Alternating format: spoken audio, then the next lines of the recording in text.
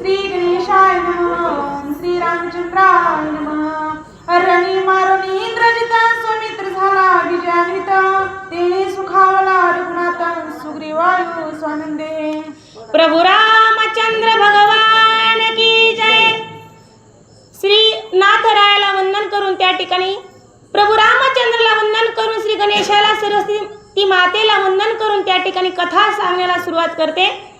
त्या ठिकाणी कथा चालली की लक्ष्मणाचं आणि त्या इंद्रजिताचं घनघोर अशा प्रकारचं युद्ध झालं आणि युद्धामध्ये त्या लक्ष्मणानं असणारं इंद्रजिताचा पराभव केला, इंद्रजिताला मारलं आणि मारल्यानंतर सगळ्या सृष्टीला अतिशय आनंद झाला, कारण की दुर्धर असा राक्षस होता, भयंकर क्रूर होता तो इंद्रजित। आणि या इंद्रजिताला असणारं त्या सौमित्रानं लक्ष्मणानं मारलं आणि मारल्यानंतर सगळ्या सृष्टीला राजा सुग्रीवाला प्रभु रामचंद्राला तसेच या सृष्टी सगळ्या जीवांना असणारा अतिशय आनंद झालेला आहे। हटी नसती कोटिक पटीन वीरेंद्रजित दुर्धर सृष्टी तो मारिता शस्त्रवृष्टी सुखान कोटी सर्वांसी। त्या ठिकाणी नाथ बाबा म्हणतात की त्या लक्ष्मणानं ज्यावेळेस हटी नटी कोटी कपटी जो काही या कपटांमध्ये पारंगत असणारा क्रूर खूप भयानक अशा प्रकारचा राक्षस आहे, राजा रावणाचा मुलगा इंद्रजित आहे आणि या इंद्रजिताला त्या लक्ष्मणानं असणारं मारलेले आणि कशानं मारलं, शस्त्रानं त्या ठिकाणी मारलेले आणि मारल्यानंतर या सगळ्या सृष्टीला ऋषीवर्यांना वानरांना त्याचबरोबर देव दैत्य दानव सर्वांना अतिशय आनंद आणि झालेला आहे। सुखी झाले नरवानर सुखी झाले ऋषीश्वर दैत्य दानव सुरवर सुखी समग्र सौमित्रे। त्या ठिकाणी देवालाही आनंद झाला, का आनंद झाला तर असणार हा जो काही राक्षस होता, ज्या ठिकाणी हरिनाम सप्ताह चालायचा, ज्या ठिकाणी यज्ञ याग क्रिया चालायच्या, ज्या ठिकाणी हवन चालायचं, जे काही परमात्म्याचा असणारा यज्ञ सुरू असायचा, भगवंताचं नाम घेतलं जायचं आणि अशा यज्ञाचा विध्वंस असणारा हा राक्षस करायचा, अनेक राक्षस करायचे, त्याच्यातील असणारा इंद्रजित एक नावाचा राक्षस होता। आणि मग त्या ठिकाणी लक्ष्मणानं या क्रूर अशा राक्षसाला मारल्यानंतर देवांना दानवांना त्या ठिकाणी याच बरोबर नर म्हणजे माणसांना वानरांना त्या ठिकाणी या सगळ्यांना या सृष्टीमधल्या प्रत्येक जीवाला अतिशय आनंद आणि झालेला आहे। येरीकडे लंके माझारी इंद्रजिताची भुजा थोरी पडली सुलोचना मंदिर खडगधारी सायुध। आणि मग त्या ठिकाणी या दोघांचं घनघोर अशा प्रकारचं युद्ध झालं। त्या युद्धामध्ये लक्ष्मणानं त्या इंद्रजिताला मारलं आणि मग काय झालं, त्या ठिकाणी सुलोचना असणारी स्वतःच्या राजवाड्यामध्ये त्या भगवान शंकराचं चिंतन मनन त्या ठिकाणी करत होती आणि असं चिंतन सुरू असताना अचानक असणारी त्या इंद्रजिताचा एक हात तुटून आणि तिच्या अंगणामध्ये येऊन पडलेला आहे। सुलोचना निज मंदिरी शिव स्वरूपानी अंतरी शिव स्मरणी निरंतरी ध्यान करीत शिवाचे। त्या ठिकाणी सुलोचना काय करत होती तर असणाऱ्या तिच्या राजवाड्यामध्ये एक असणारा देऊळ आणि त्या देवळामध्ये भगवान शंकराचं मनन चिंतन करते, यथा सांग पूजा त्या ठिकाणी त्या सुलोचना करते। आणि सुलोचना ती पूजा करत असताना हा इंद्रजिताचा हात असणारा तिच्या अंगणामध्ये येऊन पडलेला अशी कथा नाथबाबांनी तुमच्या आमच्या समोर ठेवलेली आहे। जवळ असता सखिया बहुत शिव पूजा करीत अद्भुत तवंगणी पडोनी अकस्मात ध्वनी होय भुजदंडाचा। त्या ठिकाणी सुलोचना आपल्या सख्यांसोबत मैत्रिणींसोबत त्या राजवाड्यामध्ये यथा सांग पूजा करत होती त्या भगवान शंकराची आणि पूजा करत असताना एकदम शांत वातावरण होतं आणि अशा शांत वातावरणामध्ये त्या राजा इंद्रजिताचा असणारा हात येऊन त्या राजवाड्यामध्ये पडला आणि पडल्यानंतर त्याचा खूप मोठा आवाज झालेला आहे। ऐकून या तो ध्वनी सुलोचना गजबजली मनी सवे सखिया घेऊन पाहे अंगणी निज दृष्टी। आणि मग सुलोचनाच्या कानावरती हा आवाज त्या ठिकाणी त्या हाताचा पडलेला कानावरती पडला आणि आवाज कानावर पडल्यानंतर सुलोचना उठली, तिने तिच्या सख्या सोबत घेतल्या आणि सोबत घेऊन अंगणाच्या बाहेर आली आणि बाहेर येऊन तो हात कुणाचा पडला असावा, कशाचा आवाज झाला असावा म्हणून त्या ठिकाणी ते पाहण्यासाठी ती सुलोचना असणारी अंगणात आली आहे। सख्या म्हणते सुलोचने स्वर्गी देवा दैत्यांशी दारुण युद्ध होत आहे जाणून भुजा तेथून पडेली. आणि मग सुलोचनाच्या सगळ्या मैत्रिणी दासी असतील त्या सगळ्या जणी असणाऱ्या अंगणामध्ये आल्या आणि एकमेकांमध्ये कुजबुज करू लागल्या. म्हणतात की त्या सुलोचनाला त्या मैत्रिणी म्हणू लागल्या की सुलोचना, अगं कुठेतरी असणाऱ्या स्वर्गामध्ये देव आणि देवांचं आणि राक्षसांचं घनघोर अशा प्रकारचं दारुण युद्ध होत असेल ग, आणि तिथूनच हा हात पडला असावा अशी शंका उपशंका त्या ठिकाणी त्या सुलोचनाच्या ज्या काही मैत्रिणी होत्या त्यांच्या मनामध्ये निर्माण झाली आहे. आयसा संवाद करिता जाना घाबरेपणे सुलोचना, जवळी येऊन या नयनात पती हस्त जाण ओळखिला. आणि मग त्या मैत्रिणींचं ते बोलणं असणारं सुलोचना ऐकलं, पण ती मनामध्ये खूप घाबरली, कारण तिला माहित होतं की स्वर्गात जरी देवदानवांचं युद्ध सुरू असलं तरी सुद्धा माझा पती राया सुद्धा असणारा त्या रणभूमीच्या ठिकाणी युद्ध खेळण्यासाठी गेलेला आहे. म्हणून असणारी ती सुलोचना धावत गेली आणि धावत जाऊन तिने तो असणारा हात बघितलेला आहे. आणि तो हात बघितल्यानंतर कशी अवस्था त्या ठिकाणी होती ऐका. देखोन इंद्रजिताचा करण, सुलोचना भूमी घाली शरीर, हृदय कवळोनिया सत्वरण विचार साचर कुशता. आणि मग असणारा सुलोचना त्या हाताजवळ ती गेली आणि हात बघितल्या सरशी असणार तिनं ओळखलं की हा हात स्वर्गातून पडलेला नसावा, तर हा हात माझ्या पतीचा अर्थातच त्या मेघनादाचा असावा. आणि तो हात खरोखरच मेघनादाचा होता. मग त्यावेळेस त्या सुलोचनेने तो हात घेतला, हृदयाला लावला आणि हृदयाला लावून त्या हाताला काय विचारते ऐका. म्हणे भुजे माय बहिणी मुळ आली समज साजनी, पती इंद्रजित रणांगणी केवी सोडून आलीस. आणि मग सुलोचनेने असणारा तो हात घेतला, हृदयाला लावला, ती धाय असणारा रडू लागली.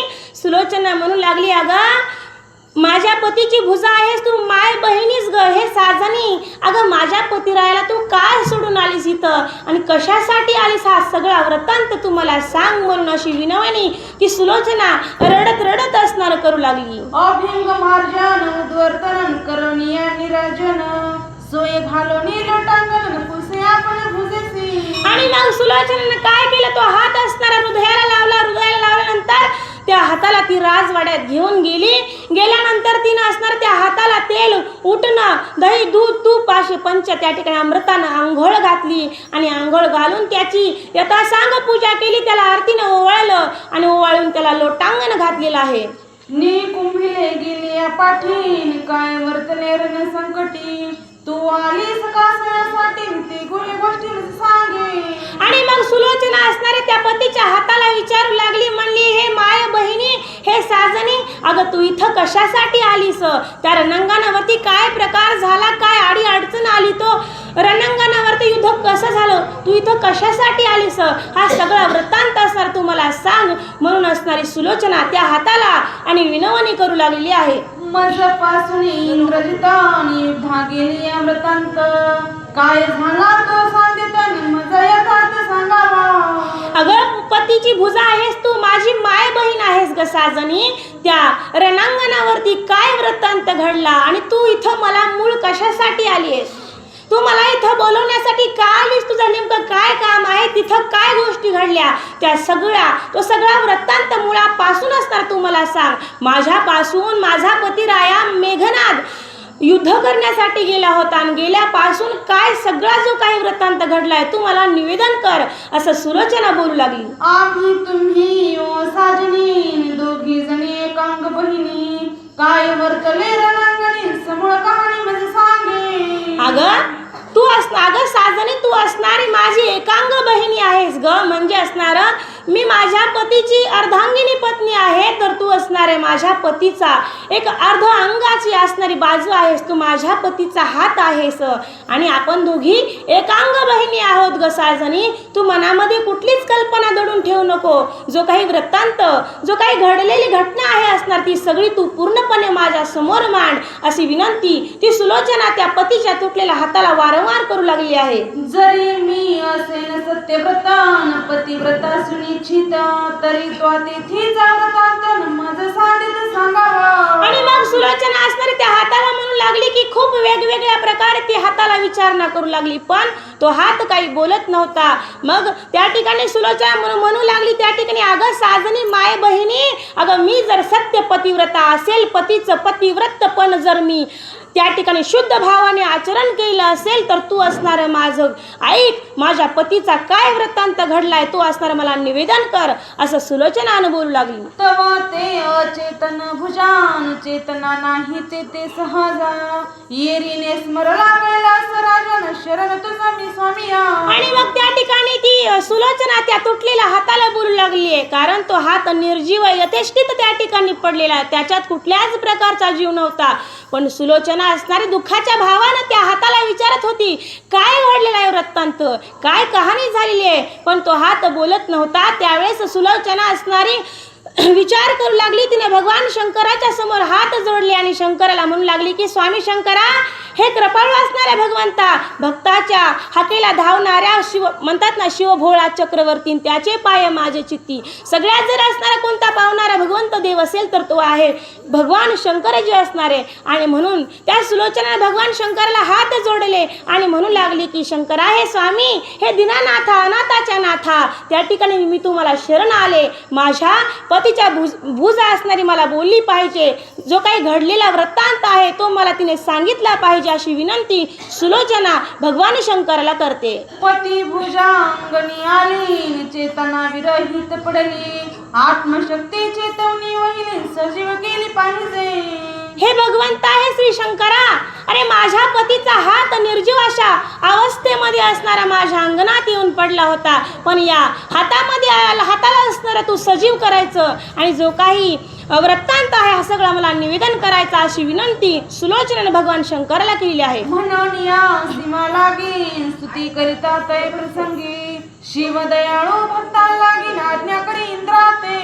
मग त्या ठिकाणी सुलोचनेने त्या भगवान शंकराला विनंती केली. विनंतीला मान देऊन त्या शंकरानं असणारं त्या सुलोचनेचं ऐकलं ना, ऐकून जे काही सगळे इंद्रिय आहेत आणि या इंद्रियावरती जर कोणाचं राज्य असेल किंवा हे इंद्रिय कोणाच्या ताब्यात असतील तर ते आहेत इंद्रदेवाच्या. आणि म्हणून त्या शंकराने इंद्रदेवाला प्रार्थना केली, एक आज्ञा दिली त्या ठिकाणी आणि सांगितलं की या पतिव्रता असणाऱ्या सुलोचनाच्या पती जो काही आहे मेघनाद, या मेघनादाच्या हातामध्ये तू प्रविष्ट व्हायचं आणि जो काही घडलेला वृत्तांत आहे हा समूळ तिच्या समोर कथन करायचा, असं त्या ठिकाणी आज्ञा आणि भगवान शंकरानं त्या इंद्रदेवाला केली आहे. म्हणे भुजान करी प्रवेशोन इंद्रजिताचे समर वर्तमान, समूळ करावे कथानन येथे अनुमान करावा. आणि मग त्या ठिकाणी इंद्रदेवाला भगवान शंकर म्हणू लागले की तू असणारा त्या तुटलेल्या हातामध्ये इंद्रजिताच्या त्या ठिकाणी सजीव करायचा तो हात आणि त्या हातामध्ये जाऊन असणारा हा जो काही रणांगणावरती घडलेला वृत्तांत होता हा सगळा निवेदन करायचा. पण या ठिकाणी तू कुठल्याच प्रकारचा अनुमान करू नको की हे काम तुम्ही मला सांगितलं मी करणार नाही, अशी मनामध्ये खंत वाटून देऊ नको. माझं ऐक, या सुलोचनाचं जे काही मनोगत आहे ते पूर्ण कर. होता शिवाची आज्ञापनन भुजांतरी इंद्रजान, प्रविष्ट होनी आपणन करी सचेतन भुजेसी. आणि मग भगवान शंकराचं बोलणं इंद्रदेवानं ऐकलं का, मोठ्यांचं बोलणं होतं ते ऐकावंच लागलं होतं. याच इंद्रदेवाला असणारं इंद्रजितानं 21 वेळा गळ्याला दोरी बांधून ओढीत आणलं होतं आणि त्याच इंद्रजिताला आज त्या ठिकाणी भगवान शंकर म्हणतात की तू याचा हात सजीव कर. त्यावेळेस केलं नसतं त्यांनी ते कार्य, पण भगवान शंकराची आज्ञा होती, त्या आज्ञेला मान दिला आणि मान देऊन त्या हाताला सजीव केलं आणि जी काही घडलेली घटना होती ती सांगायला सुरुवात करतायत. ऐकता सुलोचनेचे वचन आले भुजेची स्फुरण, संज्ञा दावणी आखुन मागे साधून लेखनाचे. आणि असणार हा भगवान शंकरानं त्या इंद्रदेवाला आज्ञा केली. आज्ञा केल्यानंतर जो काही सुलोचनेच्या नवऱ्याचा तुटलेला हात होता या हातामध्ये असणारं इंद्रदेवांनी प्रविष्ट झाले आणि प्रविष्ट होऊन असणारा तो हात हलू लागला आणि त्या हातानं खुणवलं. काय खुणवलं की दौत आणि लेखनी मला आणून दे म्हणून. तव तिने भूमिके बरीन दौत लेखनी झडकली, आणून ठेविली निर्धारी लिहून सतोरी मागितले. आणि मग त्या ठिकाणी त्या हातानं खुणवलं सुलोचनाला, कारण आपल्या प्रत्येक स्त्रीचा नवरा असतो आणि त्या नवऱ्याच्या खुखाना खुना ह्या प्रत्येक स्त्रीला माहीत असतात. कारण त्या ठिकाणी इंद्रजितानं हातानं खुणवलं आणि खुणवल्याबरोबर माता सुलोचनेनं असणारं दौत आणि लेखणी आणून दिली आणि त्या ठिकाणी त्या भूमीवरती ठेवली आहे, ज्या ठिकाणी हात होता त्या ठिकाणी. पाचबद्ध भूमिकेवरील दौत लेखनी घेऊन करी ओळी लिहिल्या व्यक्ताक्षरीने अर्थ पुसरी विन्यासे. आणि त्या ठिकाणी सुलोचनेनं दौत आणि लेखनी दिली. ती लेखनी दिल्यानंतर त्या ठिकाणी इंद्रजिताच्या हातामध्ये असणारी दौत आणि लेखनी आणून दिल्याबरोबर असणारं जे काही असणारे त्या लंकेमध्ये ती लंका असणारी सगळी सोन्याची होती, पण त्या ठिकाणची भूमी अगदी फरशीसारखी पचू नावाच्या अलंकाराने सुशोभित अशा प्रकारची होती. आणि अशा सुशोभित अशा पचू नावाच्या अलंकाराने बनलेल्या भूमीवरती तो इंद्रजिताचा हात लिहू लागला. अशा प्रकारे लिहितो की ज्या प्रकारे त्या माता सुलोचनेला तो अर्थ समजावा आणि समजून असणार तिला कळावं की नेमकं काय वृत्तांत लिहिला आहे, अशी कथा चालली. तेव्हा ते भूमी पाचबद्ध अक्षरे उमटली शुद्ध ती सुलोचना वाच सुबद्ध अर्थ विविध जाणली. त्या ठिकाणी राजा त्या इंद्रजिताच्या हातानं असणार ते लिहायला सुरुवात केली. पाचबद्ध अशा प्रकारची ती पचू नावाच्या अलंकारानं बनलेली भूमी आहे आणि या भूमीवरती सुस्पष्ट अशा प्रकारच्या अक्षरामध्ये इंद्रजिताच्या हातानं लिहायला सुरुवात केली आणि लिहिल्यानंतर ती माता सुलोचना असणारे विविध प्रकारचे अर्थ मनामध्ये समजून घेऊ लागली, ती अक्षरं वाचू लागली. पतिव्रते सुलोचनेन तुझा विचारून गेल्या जाण लावणी रावणाचे आज्ञापन निमित्त दारुण मग केले. आणि मग असणारा तो राजा इंद्रजिताचा हात त्या ठिकाणी बोलू लागला आणि बोलून म्हणू लागला की अगं सुलोचने, मी तुझ्या जवळून असणाऱ्या युद्धाला गेलो. मला माझ्या वडिलांनी राजा रावणांना आज्ञा दिली, त्यांची आज्ञा घेतली, तुझ्या जवळ आलो आणि तुझ्या जवळून असणारं मी त्या रणांगणावरती प्रभू रामचंद्राकडं लक्ष्मणाकडे युद्ध खेळण्यासाठी त्या ठिकाणी गेलो आणि गेल्यानंतर दारुण अशा प्रकारचं घनघोर असं युद्ध मी खेळायला सुरुवात केली. जिंकुनिया मानरगण निकुंभिलेसी जाऊनी जाण होमासी आरंभ करून अगदी सुप्रसन्न म्या केला. आणि मग वानर सैन्यासोबत त्या प्रभू रामचंद्राच्या सैन्यासोबत मी घनघोर अशा प्रकारचं युद्ध केलं आणि युद्ध करून त्या वानर गणांना मी जिंकलं आणि जिंकून मी निकुंभलेच्या ठिकाणी गेलो. त्या ठिकाणी जाऊन मी असणारा यज्ञ केला आणि यज्ञामध्ये त्या अग्नीला मी सुप्रसन्न केलं, असं इंद्रजित बोलतोय. प्रसन्न झाली या मनी रथ प्रकटला प्रत्यक्ष दहानी चार अंगुळीचा किरामुळी साठा नयनी देखिला. अगं सुलोचने, मी असणारा तो यज्ञ केला आणि यज्ञामध्ये मला अग्निदेवता प्रसन्न झाल्या आणि प्रसन्न झाल्यानंतर असणारा त्या यज्ञातून एक रथ बाहेर आला आणि तो रथ बाहेर आला. मी माझ्या डोळ्यांना मी मेघनादांना बघितला की तो रथ फक्त आता 4 बोट बाहेर निघायचा राहिला होता. हा सगळा प्रकार मी माझ्या डोळ्यांना मी मेघनादांना पाहिला. रथ होतांची प्रकटन युद्ध करीन मी चाट संकल्पाचं लोटन होता दृष्ट निष्फल. आणि मग असणारा त्या सुलोचनेला इंद्रजित त्या ठिकाणी बोलतोय तो हाताने लिहितोय आणि सांगतोय आपल्या प्रिय पत्नीला की अगं सुलोचने, मी असणारा तो महायज्ञ केला आणि त्या यज्ञामध्ये तो मला अग्नी सुप्रसन्न झाला, त्यातून रथ निघाला. 4 बोट तो रथ बाहेर निघायचा राहिला होता. मी माझ्या मनामध्ये त्या ठिकाणी विचार केला की आता हा दिव्य रथ बाहेर निघाल्यानंतर मी रथावरती बसन आणि बसून असणारा अचाट अशा प्रकारचं युद्ध करील आणि त्या प्रभू रामचंद्राच्या सैन्याला मी जिंकील, असा त्या ठिकाणी माझ्या मनामध्ये विचार आलेला आहे. तव घेऊनी मानर भारण विभीषण आणि हनुमान वीर समी घेऊनी सुमित्र नाला घाला दोर घातला. माझ्या मनामध्ये विचार आला की मी आता या रथावरती बसल, रथारूढ होईल आणि या सगळ्या वानरगणांचा नायनाट करेल. पण हा माझा विचार त्या ठिकाणी अदृष्ट निष्फळ त्या ठिकाणी ठरला ग सुलोचने. माझा कपाळ करंट त्या ठिकाणी एवढा विचार मी माझ्या मनामध्ये आणला, पण तो निष्फळ ठरला. त्या ठिकाणी माझे जे काका आहेत ना बिभीषणजी, या बिभीषणाने असणारं त्या लक्ष्मणाला, त्या हनुमंतरायाला आणि अनेक वानरगणांना त्या ठिकाणी निकुंभलेच्या ठिकाणी ते घेऊन आले. मी माझ्या डोळ्यांनी पाहिलं. घेऊन या प्रचंड शान हनुमान होऊन उता वेळा रथावरी घालिता गोळा रथ घाला झाला भूमिगत. अगं सुलोचने, माझ्या मनामध्ये मी विचार करत होतो, मी माझे डोळे बंद केले होते आणि असा विचार माझ्या मनात होता होता ग, पण ते बिभीषणजींनी असणाऱ्या वानरगणांना घेऊन आले आणि त्यांनी माझ्यावरती गुपित घाला घातला ग. जो काही हनुमंतराय आहे ना, हा त्या हनुमंतरायाने एक मोठा दगड शिळा घेतली आणि माझ्या रथावरती घातली. माझा रथ चकनाचूर झाला, असं इंद्रजित त्या ठिकाणी आणि सुलोचनाला बोलू लागला. मज करी धरुनिया जाण अंग दया सुडिता पण नेत्र उघडून पाहता जाणत वानरगण देखील. अगं सुलोचना, तो वालीचा मुलगा अंगद आहे ना, हा त्या अंगदानं असणारं काय केलं, तो असणारा माझ्या त्या यज्ञाच्या ठिकाणी आला, त्यानं मला लकलक अशा प्रकारचं हलवलं आणि हलून मला उठवलं. त्यावेळेस मी डोळे उघडले तर काय आश्चर्य बघितलं, सगळं वानरगण त्या ठिकाणी माझ्या डोळ्यासमोर मी मेघनादानं पाहिलं.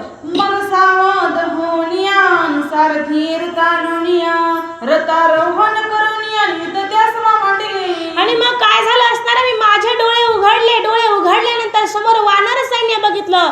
तेवढ्यात माझ्या सारथ्यानं त्या ठिकाणी रथ आणला, मी रथारूढ झालो. आणि मग काय झालं, त्या वानरांसोबत लक्ष्मणासोबत मी घनघोर अशा प्रकारचं युद्ध करायला सुरुवात केली. मग सावध होनिया सारथी रतानुनिया रतारोहण करुनिया युद्ध त्या सभा मांडले. लक्ष्मण वीर जगजेठीन प्रवेशोनी यज्ञ वाटी युद्धा येता कडकडाटी देखील दृष्टी मेघनादे. अगं सुलोचने, असणाऱ्या त्या यज्ञाच्या ठिकाणी असणाऱ्या वानर गणांसोबत जो काही प्रभू रामचंद्र आहेत ना, या प्रभू रामचंद्राचा बंधू लक्ष्मण असणारा खूप कडकडाटानं असणारा आवेशानं त्या ठिकाणी युद्ध करण्यासाठी आले. मी मेघनादानं माझ्या डोळ्यांना पाहिलं. त्याशी छळ करोनी कपटीन गेलो मेघांचे प्रष्टी हनुमंताने उठावटीन आणिला नेहटी सुमित्रा. आणि मग माझं आणि त्या लक्ष्मणाचं घनघोर अशा प्रकारचं युद्ध त्या ठिकाणी सुरू झालं. आणि युद्ध सुरू असताना मी त्या लक्ष्मणासोबत कपट केलं आणि ढगाच्या आड असणारा मी उडून गेलो आणि तिथून त्या लक्ष्मणासोबत घनघोर अशा प्रकारचं युद्ध खेळू लागलो. पण तेवढ्यात काय झालं, जो काही हनुमंतराय आहे ना, हा त्या हनुमंतरायानं त्या लक्ष्मणाला खांद्यावरती घेतला आणि माझ्या समोर माझ्यासोबत युद्ध खेळण्यासाठी आणलं. लक्ष्मणे आणि आम्ही युद्ध मांडले रणभूमी लक्ष्मणे बाणाक्रमी शरीर रणभूमी पाडले. अगं सुलोचने, काय सांगावं, त्या लक्ष्मणाचं आणि माझं घनघोर अशा प्रकारचं युद्ध सुरू होतं ग.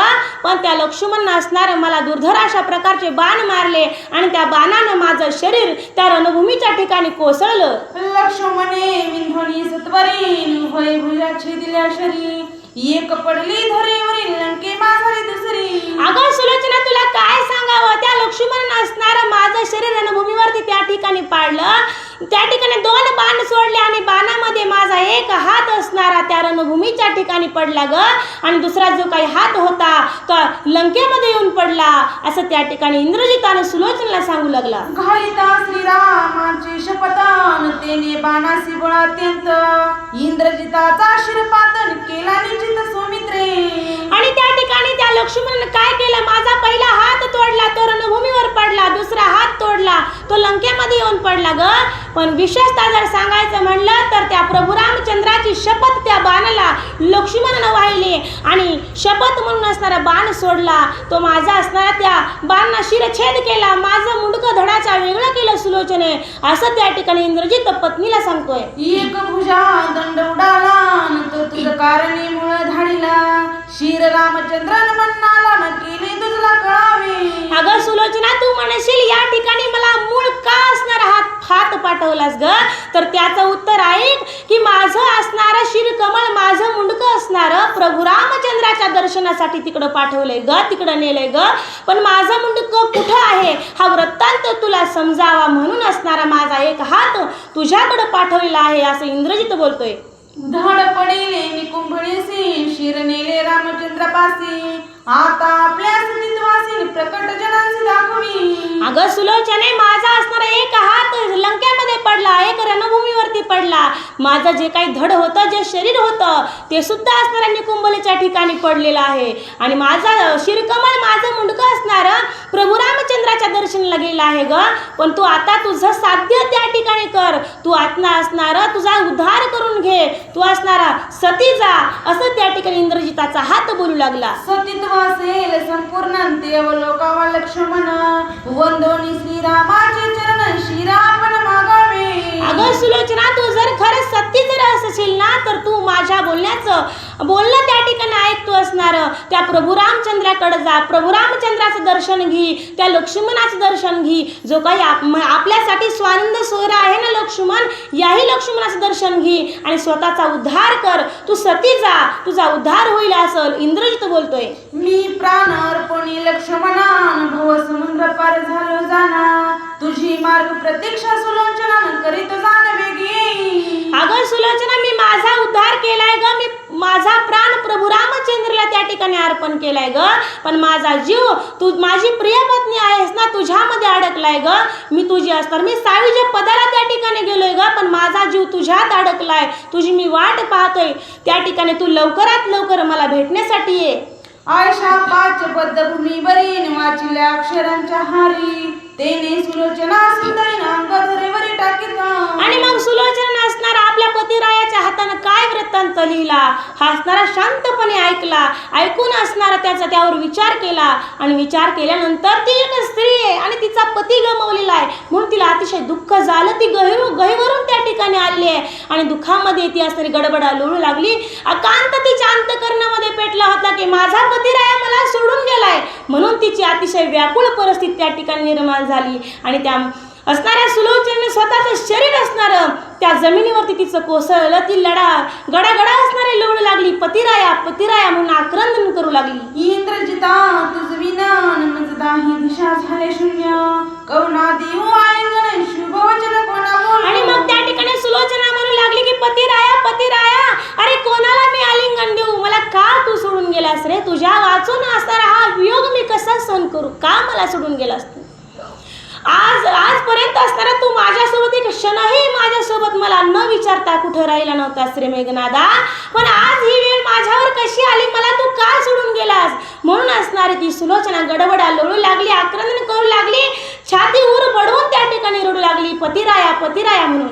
मज वाचनी तुझला क्षण विवेक नवचे साहिला, तो तू आज टाकून मजला सायुज्य पदाला जाऊ पाहसे. हे पतिराया, अरे एक क्षण सुद्धा असणारा तू मला सोडून राहत नव्हतास रे, पण आज हा विचार तुझ्या मनामध्ये आलाच कसा, मला का सोडून गेलास तू. एक दिवस सुद्धा असणारा तू मला सोडून राहत नव्हतास, एक क्षणही राहत नव्हतास, पण आज तू डायरेक्ट इथून असणाऱ्या या पृथ्वीवरून तू सायुज्य पदाला त्या ठिकाणी निघून गेलास आणि तिथं जाऊन तुला कसा रे माझ्याशिवाय करमताय, कसा रे तू मला सोडून गेलास म्हणून धाय धाय अशा प्रकारची ती सुलोचना रडू लागली. तुझ विना मी अनाथ, श्री नाही मजनाथ, आता काय हे जीवित येईन त्वरित तुझ पासे. हे मेघनादा, अरे मी तुला सोडून राहू शकत नाही, हा योग मला सहन होत नाही, मी काय करू. मला कधीच सोडून न जाणारा तू माझा पतिराया मला आज न सांगता निघून गेलास, न सांगता सायुज्य पदाला गेलास रे, हा वियोग असणारा मी सहनच करू शकत नाही. म्हणून मी आता कुठल्याच प्रकारचा विलंब न करता त्वरित लगेच असणारा तुझ्या पाशी येते. म्हणून असणारा ती सुलोचना रडत रडत बोलू लागली. पुच्छ तुटल्या साप सुरळीन की जळा वेगळी मासळी, देवी सुलोचना तळमळी नाही देवी देह. अहो ज्या प्रकारे असणारा मासा समुद्रातला त्या ठिकाणी नदीतला मासा आपण पाण्यातला उचलावा आणि त्या तापल्या वाळूवरती टाकावा, कसा त्या माशाचा कालमिल जीव होतोय, त्याच प्रकारे त्याचबरोबर असणारं सापसुरीचं शेपूट तुटावं आणि त्या सापसुरीचा जीव कसा कालमिल व्हावा, अशा प्रकारची परिस्थिती त्या ठिकाणी त्या माता सुलोचनेची निर्माण झाली आहे. ज्या पतीच्या जीवावरती असणारं या आयुष्यामध्ये मी जगत होते, ज्या पतीच्या जीवावरती या सौभाग्यामध्ये मी नांदत होते, तोच पतिराया आज त्या सुलोचनेचा तिला सोडून गेला होता. म्हणून ती वर पडून धायधाय अशा प्रकारे रडत होती. काय करावं, तिचं अंतकरण तिला साथ देत नव्हतं. म्हणून नाथबाबांनी त्या ठिकाणी उदाहरण दिलंय की ज्या प्रकारे नदीतला मासा वाळूत पडावा, त्याचबरोबर सापसुरीचं शेपूट तुटावं आणि त्यांचा जीव कसा कालमिल होते, अशा प्रकारचा कालमिल जीव त्या माता सुलोचनाचा झालेला होता पतीच्या विरहामध्ये. गडबडा भूमीवरी लोळत नाना पर्या क्रंदत, बहुत ग्लानी करीत नाकृश बहुत मांडिला. आणि त्या ठिकाणी गडबडा धरणी होती, लोळू लागली, पतिराया पतिराया मेघनादा, अरे का सोडून गेलास मला, का मला भेट देत नाहीस, माझ्यासाठी काय इथं थांबला नाहीस, का सायुज्य पदाला जाऊन बसलास त्या ठिकाणी. म्हणून ती माता सुलोचना धाय धाय रडू लागली, आक्रंदन करू लागली, काय करावं पतिराया भेट दे, म्हणून ती रडू लागली. तव शांती मती सखी जाणन आणि विवेक सखा आपण, शांती मती सुलोचने लागून विवेक विचारून म्हणे माते. आणि त्या सुलोचनाची ती अवस्था असणारी बघितली. राक्षसाच्या त्या ठिकाणी श्री लंका असणारी एक राक्षसाची नगरी, पण या राक्षसा नगरीमध्ये सुलोचनाची सखी जिचं नाव आहे शांतिमती सखी, आणि तिने विवेकरूपी सख्याला विचारलं आणि म्हणू लागली मातेला, माता तुम्ही शांत व्हा आणि यातून काहीतरी असणार, तुम्ही पर्याय काढा. रडत बसून चालणार नाही, मनामध्ये दुःख घेऊन चालणार नाही, कुठंतरी आपला विचार करा, कुठंतरी आपलं हित साध्य करा. आपली या हितान जो से जागता, स्वतःचं हित साध्य करा. म्हणून त्या ठिकाणी शांतिमती सखी विवेकरूपी सख्याला विचारून त्या ठिकाणी सुलोचना मातेला काय म्हणते ऐका. आता पती समागम सायुज्य पतादी सुगम प्राप्त होय उत्तम धाम तो उपाय परम युजाम. आणि मग शांतिमती सखी विवेकरूपी सख्याला विचारून सुलोचना मातेला म्हणू लागली की आता रडत बसण्यात अर्थ नाही, विलाप करण्यात अर्थ नाही, कुठंतरी स्वतःचं त्या ठिकाणी उद्धार करून घे आणि उद्धार करण्यासाठी जो काही असा उपाय योजावा की त्या उपायाने असणार आहे तुझा उद्धार होईल आणि उद्धार होऊन तुला सुद्धा तुझ्या पतिरायासारखा सायुज्य पदाची प्राप्ती होईल. आयसे ऐकता वचन सुलोचना विचारी आपण विना वैराग्य प्राप्ती विना रामचरण तुडती. आणि मग असणारे त्या दासीचं त्या शांतिमतीचं आणि विवेकरूपी सख्याचं बोलणं माता त्या सुलोचनेनं ऐकल्यानंतर ती म्हणू लागली की तुमचं खरं आहे, दुःख करत बसण्यामध्ये अर्थ नाही, कुठंतरी स्वतःचा असणारा उद्धार करून घेतला पाहिजे, हा उपायाचे योजन केलं पाहिजे. पण विना वैराग्य प्राप्ती विना प्रभू रामचंद्राचं कसं असणारं दर्शन होईल, मला भगवंताची कशी प्राप्ती होईल, आणि मग त्याच्यासाठी मला काय करावं लागेल. जसा काही अभ्यास केल्याशिवाय परीक्षेला बसता येत नाही, परीक्षेत पास होऊ शकत नाहीत, मग कुठंतरी माझं वैराग्य कमी आहे आणि वैराग्य असल्याशिवाय मला भगवंताची भेट होणार नाही, असा विचार त्या सुलोचना मातेने केला. सांडोनियात पंचविलासा सर्व भावी झाली उदास ग्रह धनादी सर्व स्वासन झाली उदास सुलोचना. आणि मग सुलोचनाचा असणारा त्या सगळं जे काही धन दौलत ऐश्वर्य होतं याच्यावरती तिने सगळं तिचा जीव त्यावरता काढून टाकला. कारण प्रत्येकाला असणारी अपेक्षा असती, माणूस जरी 2 दिवस जरी पंढरपूरला जरी चालला तरी स्वतःच्या घराकडे लक्ष असतंय आणि वाटतंय मी तिकडे गेल्यानंतर कसं होईल, पण तसा विचार माता सुलोचनेच्या मनात आला नाही. त्या ठिकाणी सुलोचना माता त्या ग्रह धनावरती उदास झाली, सर्व भावाने उदास झाली. का तर तिला वैराग्याची प्राप्ती करायची होती, स्वतःचा उद्धार करून घ्यायचा होता म्हणून. त्रैलोक्याची संपत्ती इंद्रजिती मिळविली होती, तिची गणना करावी किती बहुसंपत्ती सागर. त्या ठिकाणी एवढी बल्लाहाडे खूप मोठी अशा प्रकारची संपत्ती होती त्या इंद्रजिताची. का तर असणारा या त्रैलोक्याचा मोठा तो डाकू होता, जिथं सुंदर दिसल तिथं डाखा घालायचा. कारण त्याच्या मनावर होतं की असं थोडंच होतं की ही गोष्ट आवडली आणि ही गोष्ट इंद्रजिताला भेटणार नाही. त्रैलोक्यामध्ये जी काही खूप मोठी संपत्ती होती ती सगळी संपत्ती असणार त्या इंद्रजिताने जप्त केली होती आणि ही सगळी संपत्ती होती. पण त्या संपत्तीवर सुद्धा त्या सुलोचना माताचं मन फिरलं नाही. सगळ्या बाबतीत माता सुलोचना उदास झाली.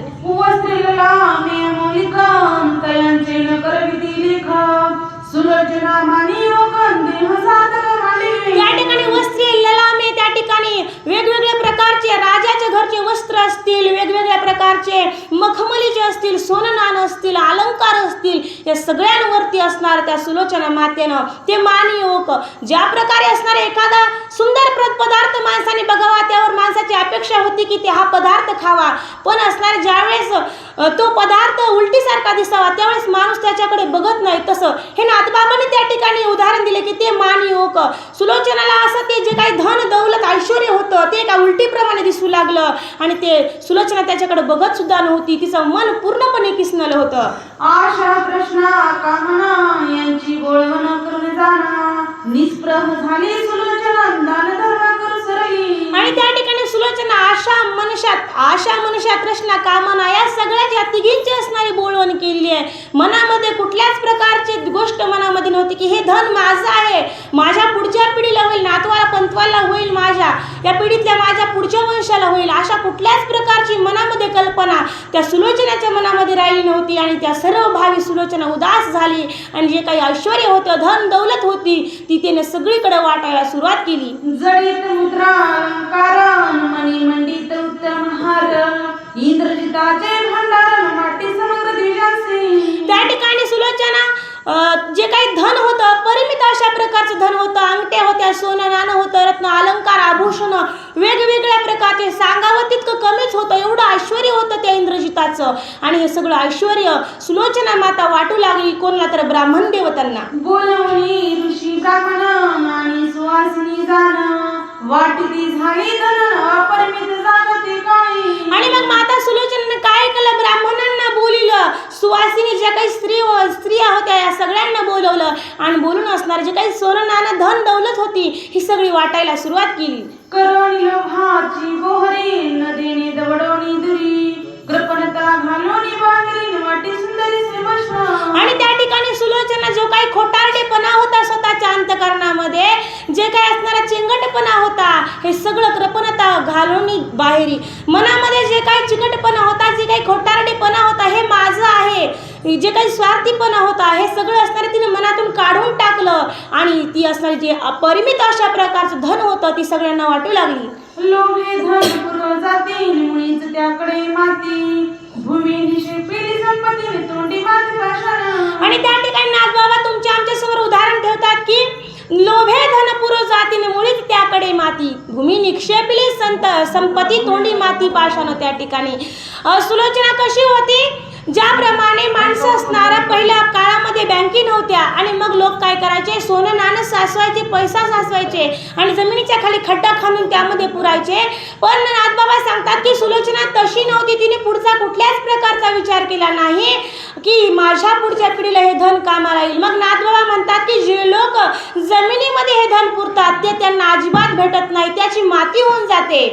तैशी हे सुलोचना सर्व संपत्ती दिली दाना देता उल्हास चौगुण वाटिले धरा निर्लोभत्वे. आणि त्या ठिकाणी नाथबाबा म्हणतात की तशी सुलोचना नव्हती, खोटारडेपणा करणारी सुलोचना माता नव्हती. तिने धन जमिनीमध्ये पुरून ठेवणारी ती नव्हते.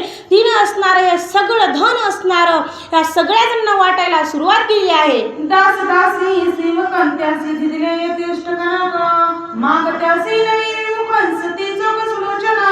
आणि सुलोचना मातेनं काय केलं असणार आहे, अपरिमित अशा प्रकारचं धन सगळ्यांना वाटायला सुरुवात केली. हे धन सगळ्यांना तिने वाटलं. जे काही लोक ते धन घेण्यासाठी आले होते त्यांना नेता सुद्धा येत नव्हतं, एवढं धन ती सुलोचना माता देऊ लागली. सगळेजण तृप्त झाले आणि अशा प्रकार धन सुलोचना माता वाटू लागली. आप्तयाच्या तृप्त झाले धन परिमित उरले नेता नेविना उपगले धन राहिले तरी बहुत. आणि मग असणारा त्या सुलोचना मातेने हे धन वाटू लागली, बळच देऊ लागली. लोकांना नेता सुद्धा येईना, त्यांना ओझव त्या ठिकाणी उचलणं झालं. शेवटी जे काही आप्त याचक होते, जे काही धन नेणारे होते ते सुद्धा कंटाळले आणि ते नको नको म्हणू लागले. तरी सुद्धा ते धनाचा साठा असणारा त्यातला अजिबात कमी झाला नाही, खूप धन होतं. मग सुलोचना मातेनं काय केलं, त्या धनाला त्या ग्रहाला नमस्कार केला आहे. मग सुलोचनांचं ग्रहासी नमस्कारोनी साष्टांगीसी सखिया घेऊनी समागमेसी निघे सासूची भेटावया. आणि मग सुलोचना माता असणारा ती धन देत होती पण लोक कंटाळले न्यायला. पण त्या राजगृहामध्ये खूप अशा प्रकारचं धन होतं, ते धन असणारे खूप शिल्लक राहिलं. पण सुलोचना मातेनं त्या धनाला त्या घराला नमस्कार केला आणि सोबत असणाऱ्या मैत्रिणी घेतल्या आणि आपल्या सासूला आत्याबाईला त्या मंदोदरी मातेला भेटायला निघाली. सतीपणाच्या अलंकारीन पांढरा तो डर बसरी हरिद्रा कुंकुम सिंदूर दिसे सुंदरी घवघवीत. आणि मग सुलोचनाने काय केलं असणार, त्या ठिकाणी सत्य पतिव्रतेचे अलंकार आपल्या अंगावरती त्या ठिकाणी सुवासिनीचे धारण केले.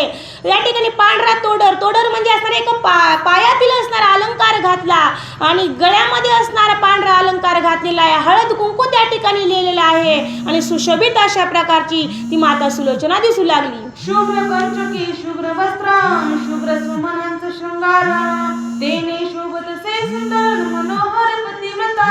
आणि सुलोचना मातेनं असणार पांढऱ्या रंगाची साडी घातली, पांढऱ्या रंगाची चोळी घातली, लाल भडक कुंकुल्याला हळद लावली, सिंदूर लावला आणि अशा प्रकारची घवघवीत अशी माता सुलोचना दिसू लागली. वाहनारूढ भावे जरी रामन लभी निर्धारी या करिता पादचारी निज निर्धारी चालली. आणि मग माता सुलोचना विचार करू लागली, त्या ठिकाणी मी वाहनामध्ये जर बसून प्रभू रामचंद्राकडे जर गेले तर मला त्या भगवंताची प्राप्ती होणार नाही, मला भगवंताचं दर्शन होणार नाही. आणि त्यामुळे असणार ती माता सुलोचना असणार पायी पायी निघाली. करोनिया राम नाम स्मरण सुलोचना निघे आपण पदोपदी पतीचे स्मरण करीत गर्जना विनवेना. आणि त्यावेळेस असणारा माता सीता असणारा तिला अगोदर मंदोदरीची भेट घ्यायची होती आणि मंदोदरीची भेट घेऊन त्या प्रभू रामचंद्राकडे जायचं होतं. मग ती असणारी सुलोचना प्रभू रामचंद्राचं भजन करू लागली. श्रीराम राम जय जय राम, श्रीराम जय राम जय जय राम, श्रीराम राम जय जय राम, श्रीराम जय राम जय जय राम. आणि अशा प्रकारचं गोड भजन करत असणारं सुलोचना निघाली. आली सभा मंडपासी रामन देखीला मंदोदरीसी साष्टांगे करोनी नमनासी निवृत्तांतासी निवेदी. आणि त्या ठिकाणी असणारी सुलोचना त्या मंदोदरीकडे गेली आणि गेल्यानंतर असणार तिने लांबूनच हात जोडले आपल्या सासूला, साष्टांगी नमन त्या ठिकाणी केलं आणि जो काही घडलेला वृत्तांत होता तो असणारा सांगायला सुरुवात केली. आय घरी जा, पोरगी उठली, पोरगी उठली, घरी जा ना.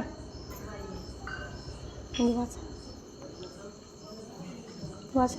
करिता सासूसी नमस्कार तव ते आक्रंदली थोर माझानी मला ज्येष्ठ कुमारन दुःख निर्जर घोटेना. आणि मग सुलोचना असणारी आपल्या सासूबाईकडे मंदोदरीकडे गेली आणि गेल्यानंतर जो काही घडलेला वृत्तांत होता तो असणारा तिने सासूबाईला सांगितला. आणि हा वृत्तांत ऐकल्यानंतर ती एक मंदोदरी असणारी आई होती का तर तिचा आज मुलगा गमावलाय आणि तिला अतिशय दुःख झालं आणि दुःखामुळे असणार त्या मंदोदरीनं हंबरडा फोडलेला आहे. रे माझ्या ज्येष्ठ सुता नावांगनिया इंद्रजिता लक्ष्मणे तुझ्या केले हातान मुख सर्वता दिसेना.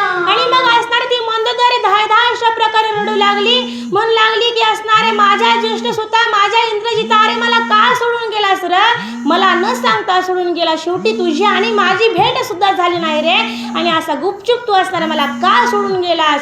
म्हणून असणारे ती मंदोदरी धायधा अशा प्रकारे रडू लागली. तुझे निमजला परम सुख नांती तुझे न देखे मुख ते निमज झाले परम दुःख दुःखदायक संसार. आणि मग मंदोदरी म्हणू लागली की हे मेघनादा, हे इंद्रजिता, अरे तू माझा असणारा ज्येष्ठ मुलगा आहेस रे, माझं पहिलं बाळ जर कोणी असेल तर तू आहेस रे, तुझ्यामुळं असणारा मला खूप आनंद व्हायचा, खूप सुख वाटायचं रे, माझ्या सुखाचा ओलावा असणारा तू होतास रे, पण असणारा मला आज खूप दुःख वाटतंय रे की तू मला असणारा सोडून गेलास.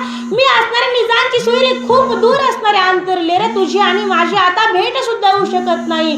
म्हणून ती असणारी मंदोदरी रडू लागली. बाणाची सेजेवरील पौडला सिया मित्र करी मी तव निजाची सोयरी नाती दुरी अंतरली. अरे मेघनादा, तू असणारा त्या बाणाच्या शेजावरती त्या ठिकाणी झोपलास रे, पहुडलास रे, आणि मी असणारी निजाची सोयरी होते रे. सगळ्यात जवळचं जर नातं कोणाचं असेल ना तर ते असतं माय आणि लेकराचं. माईचा जीव असणारा तिच्या त्या लेकरामध्ये असतो आणि लेकराचा जीव माईमध्ये असतो. पण आज विपरीत अशा प्रकारची अवस्था त्या लंकेमध्ये निर्माण झाली. त्या सुलोचनाचा पती अर्थातच मंदोदरीचा मुलगा मेघनाद आज त्या सगळ्यांना सोडून गेला होता. तुझा आश्रय लंकनाथा निश्चयसी केला होता रवी पावलासी घातानी दुःखावस्था निवार. अरे मेघनाथा, तुझा असणारा आश्रय त्या लंकानाथाला तुझ्या वडिलांना होता रे. का तर असणारा हा रावण जर कोणाच्या जीवावर उड्या मारत असेल तर तो असणारा फक्त आणि फक्त इंद्रजिताच्या जीवावर उड्या मारत होता. कुठेही जायचा, युद्ध करायचा, आणि जर सभापुरती रेटायसारखी नसली की लगेच इंद्रजिताला बोलवायचा, आणि जे काही सगळं असणारा आधार होता तो इंद्रजिताचाच त्या रावणाला होता. म्हणून असणार ती मंदोदरी रडू लागली आणि रडत रडत म्हणू लागली की मेघनादा, अरे तुझाच असणारा आश्रय या लंकानाथाला होता रे. आयशी आक्रांतोनी भारी गडबड लोणे धरणी बरी संभू की सुलोचना नारी निज विचारी अति गुह्य. अहो, ती एक आई होती आणि आईला समजलं की माझं लेकरू असणारं मला आज सोडून गेलं, माझं तान पाडच मला सोडून गेलं, आणि म्हणून असणारं ती मंदोदरी धायधाय अशा प्रकारची रडू लागली, जमिनीवरती कोसळली, गडगड अशा प्रकारची लोळू लागली. पण सुलोचना मातेनं असणार त्या मंदोदरीला धीर दिला, आणि काय धीर देते, काय बोलते ऐका. तुम्ही न करावे खिदासी नाती सते तिस तित्वासी आजीचे नि 7वे दिवशी न रावणाचे प्राणांत. आणि मग असणारा सुलोचना असणारे मंदोदरीला म्हणू लागली की आत्याबाई, एक गोष्ट मी तुम्हाला सांगते, जी वेळ आज माझ्यावर आली आहे ना, हा तीच वेळ 7 दिवसांनी तुमच्यावर येणार आहे. जसं माझा पती राया इंद्रजित मला सोडून गेलाय ना, इंद्रजिताला लक्ष्मणानं मारले ना, तीच वेळ 7 दिवसांनी तुमच्यावर येणार आहे. म्हणजेच प्रभू रामचंद्र देखील रावणाला मारणार आहेत. म्हणून तुम्ही कुठल्याच प्रकारचा खेदन करू नका. मंदोदरी बोले आपण मजही आहे हे ज्ञान, शिकविले नायक रावण कुळ निर्धन याचे नी. आणि मग त्या ठिकाणी मंदोदरी आपल्या सुनबाईला म्हणू लागली की सुलोचना, अगं या गोष्टीचं ज्ञान मला सुद्धा आहे ग, पण मी काय करणार. किती शिकवण्याचा प्रयत्न केला, मी माझ्या पतिरायाला सांगण्याचा प्रयत्न करते की अहो हे कार्य चांगलं नाही हो, हे तुम्ही पाप करतात आणि तुम्ही त्या प्रभू रामचंद्राची अर्धांगिनी माता सीतेला चोरून आणलंय, ही गोष्ट चांगली नाही. या गोष्टीमुळे कुठंतरी आपलं कुळ निर्दळन होईल. पण खूप शिकवते ग, पण हा असणारा पाप बुद्धी असणारा रावण आहे ग, तो माझं ऐकत नाही. आणि या रावणाच्या अशा स्वभावामुळं या असणाऱ्या संपूर्ण कुळाचं निर्दळन होत आहे असं मला वाटतंय. आश्वासवाणी मंदोदरी येता सुलोचना बाहेरी, रावण देखोनी शंक करीन दीर्घ स्वरी आक्रंदे. आणि मग असणारं त्या मंदोदरीला असणारं सुलोचनेने तिचं कसं तरी सांत्वन केलं, तिला शांत केलं आणि शांत करून त्या एका घरातून असणाऱ्या बाहेर निघाल्या. ज्या ठिकाणी राजा रावण बसला होता त्या ठिकाणी दोघी निघाल्या. त्यावेळेस राजा रावणानं आपल्या सुनाला बघितलं तर असणारे पांढरे शुभ्र अशा प्रकारचे अलंकार तिच्या अंगावर दिसत होते आणि मंदोदरी रडत होती. त्यावेळेस असणारं राजा रावण असणाऱ्या मनामध्ये खोचला आणि तो सुद्धा रडू लागला. तिही लोका दुर्धर देखन, ज्याचा प्रताप अटक, तो मारिला एकन मनुष्य मशके लक्ष्मणे. आणि मग राजा रावण त्या ठिकाणी म्हणू लागला की माझा प्रिय पुत्र माझा इंद्रजित त्या ठिकाणी मला सोडून गेलाय. मनुष्य मशके असणाऱ्या एका मच्छरानं त्या लक्ष्मणानं माझ्या त्या इंद्रजिताला त्या ठिकाणी मारावं का, त्याने माझ्या मुलाला मारावं का. ज्या इंद्रजिताचा प्रताप असणाऱ्या या त्रैलोक्यामध्ये गाजलेला होता, या त्रैलोक्यामध्ये सगळे देव दानव दैत्य सगळेजण असणार माझ्या इंद्रजिताला चळचळ कापत होते, भीत होते.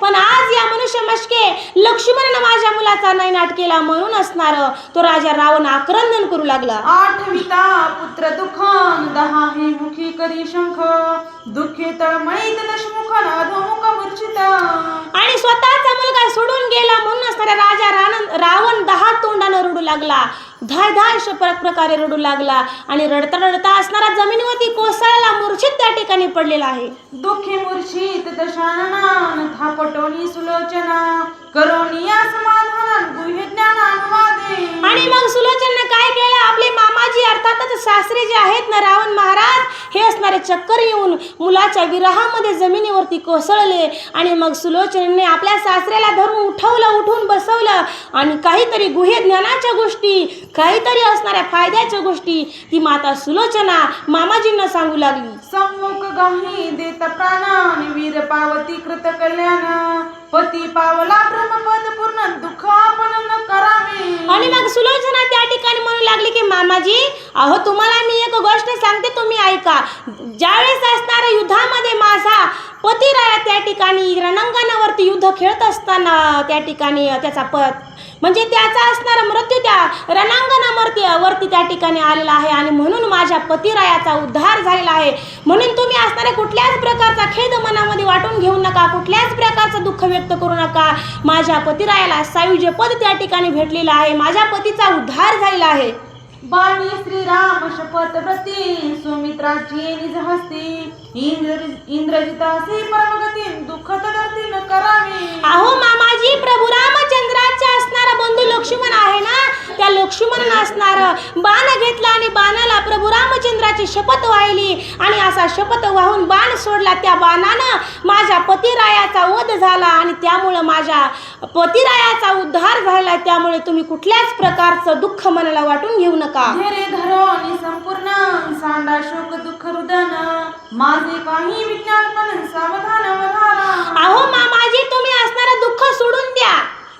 विलाप करत बसण्यात अर्थ नाही. कुठंतरी स्वतःच त्या ठिकाणी ठिकाणी हित साध्य करायचं आहे, म्हणून तुम्ही हे सगळं दुःख सोडून द्या, माझं ऐका तुम्ही असणार, मी काहीतरी गोष्ट सांगते तो तुम्ही ऐका, असं त्या ठिकाणी माता सुलोचना आपल्या सासऱ्याला बोलू लागली. अहो स्वामी लंकनाथा श्वशुर आणि माता पिता, तुम्हीच माझे सर्व ठाण ऐका आता वचन माझे. आणि त्यावेळेस असताना माता सुलोचना म्हणू लागली की तुम्हीच श्वशुर आणि माता पिता, का तर लग्नाच्या अगोदर आई आणि वडील हेच खरे आई वडील असतात हो, पण ज्यावेळेस डोक्यावरती 4 अक्षता पडतात त्या दिवशीपासून असणारे माहेरचे तर आई वडील असतातच हो, पण त्या दिवशीपासून सासू आणि सासरे हे आई वडील होतात.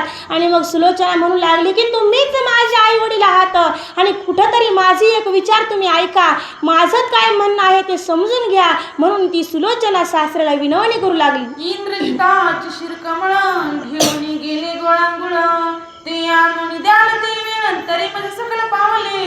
अहो स्वामी नाथा लंका नाथा, त्या ठिकाणी मामाजी तुम्ही असणारी माझी एक विनंती मान्य करा, आणि तेवढी विनंती जर तुम्ही मान्य केली तर मला सगळं त्या ठिकाणी लाभलं, मला सगळं सुख प्राप्त झालं. तुम्ही असणार माझ्या पतिरायाचं शिरकमळ असणार वानरांनी त्या प्रभू रामचंद्राकडे घेऊन गेलेत, आणि हे शिरकमळ जर तुम्ही तेवढं मला आणून दिलं तर मला सगळं त्या ठिकाणी भेटल्याचं सुख प्राप्त होईल, आणि माझ्या सुखासाठी हे मामाजी तेवढं माझं तुम्ही कार्य पूर्ण करा. आयसे बोलता सुलोचना नावे सालसे रावणा, सैन्य पालना रे पालना सनद सेना करावी गी. आणि मग हे बोलणं सुलोचनाचं त्या राजा रावणानं ऐकलं, आणि ऐकल्यानंतर त्या रावणाच्या मनामध्ये आवेश आला. हो या ठिकाणी स्वतःचा मुलगा मेलेला आहे, स्वतःची बायको रडती, स्वतःची सून रडती, पण त्या ठिकाणी या रावणाच्या मनामध्ये आवेश आला, आणि आवेश येऊन तो म्हणू लागला की अरे माझं सगळं सैन्य सन्निध करा, सगळ्या सैन्याला बोलवा, आणि मी आत्ता जातो आणि जाऊन असणाऱ्या त्या रामासोबत युद्ध करतो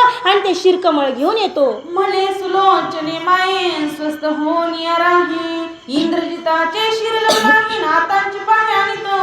आणि मग राजा रावण आपल्या सुनबाईला म्हणू लागला की सुलोचना अगं स्वतःच चित्त तू सावधान कर ग, शांत राहा, तू फक्त माझ्यावर विश्वास ठेव, मी आत्ताची आता सगळं सैन्य घेऊन जातो, त्या प्रभू रामचंद्रासोबत युद्ध करतो, त्या लक्ष्मणासोबत युद्ध करतो, सगळ्या वानर गणांना त्या ठिकाणी मी हरवतो आणि सगळ्यांना मारून टाकतो, आणि तुझ्या नवऱ्याचं शिरकमळ या ठिकाणी घेऊन येतो, तू फक्त स्वस्त चित्ताने शांत बस. जिंकोनिया सुमित्र रघुनाथन वधोनिया वानर समस्त, इंद्रजिताच्या शिरसमवेतन भेटी त्वरित पै येतो.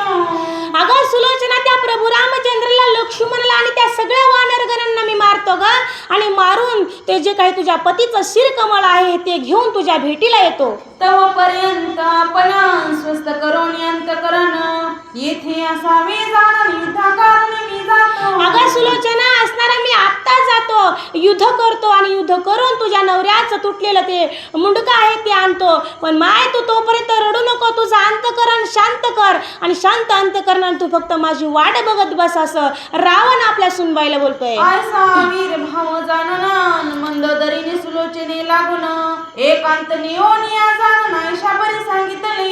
आणि मग त्या राजा रावणाचं बोलणं आणि त्या सुलोचनेचं बोलणं मंदोदरी ऐकत होती की राजा रावण आता नेमकं काय काय सुनबाईला बोलतोय, आणि या सगळ्या गोष्टी मंदोदरीने ऐकल्या, आणि ऐकून असणारं त्या सुलोचने तिला हळूच खुणवलं, आणि खुणून असणारं बाजूला घेतलं, आणि बाजूला घेऊन काय बोलते, काय हितगुज आहे त्या सासू सुनाचं ऐका. रावण बोलतो ज्या गोष्टी त्या अवघ्या मिथ्या चावटी, तू आसोय जाऊनी उठावते श्रीराम भेटी पै घ्यावी. आणि मग त्यावेळेस असणारं त्या सुलोचनेला मंदोदरीने एकांतात बोलवलं दुसऱ्या खोलीमध्ये, सांगितलं, म्हणली माय या रावणाच्या नादी लागू नको, याचं बोलणं ऐकू नको, त्याला चांगलं कधीच सुचत नाही, फक्त वाईट त्याला सांग, म्हणून असणार तू या राजा रावणाचं ऐकू नको, माझं ऐक, मला कुठंतरी भविष्यातलं लक्षात यायला लागलंय, आणि म्हणून हे सुलोचना अगं तू आत्ता असणार त्या प्रभू रामचंद्राकडे जा, त्या प्रभू रामचंद्राची भेटी घे आणि स्वतःचा उद्धार करून घे. नमोनिया रामचरण तया जाओनिया शरण,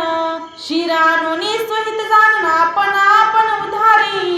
आणि मग मंदोदरी म्हणू लागली की सुलोचने अगं माझं ऐक, सासऱ्याचं अजिबात ऐकू नको, सासऱ्यावर विश्वास ठेवू नको, माझं ऐकतो असणार, आणि त्या प्रभू रामचंद्राकडे जा, त्यांना विनंती कर, आणि स्वतःच्या नवऱ्याचं शिरकमळ त्या ठिकाणी घे, कारण ज्याच्या आदरे करिता स्मरण आणि शेष निमे जन्म मरण, त्याच्या चरणारी घोणी शरण भवबंधन छेदावे, त्या भगवंताचं जर तुला दर्शन झालं त्यातच तुझा मोठा उद्धार आहे.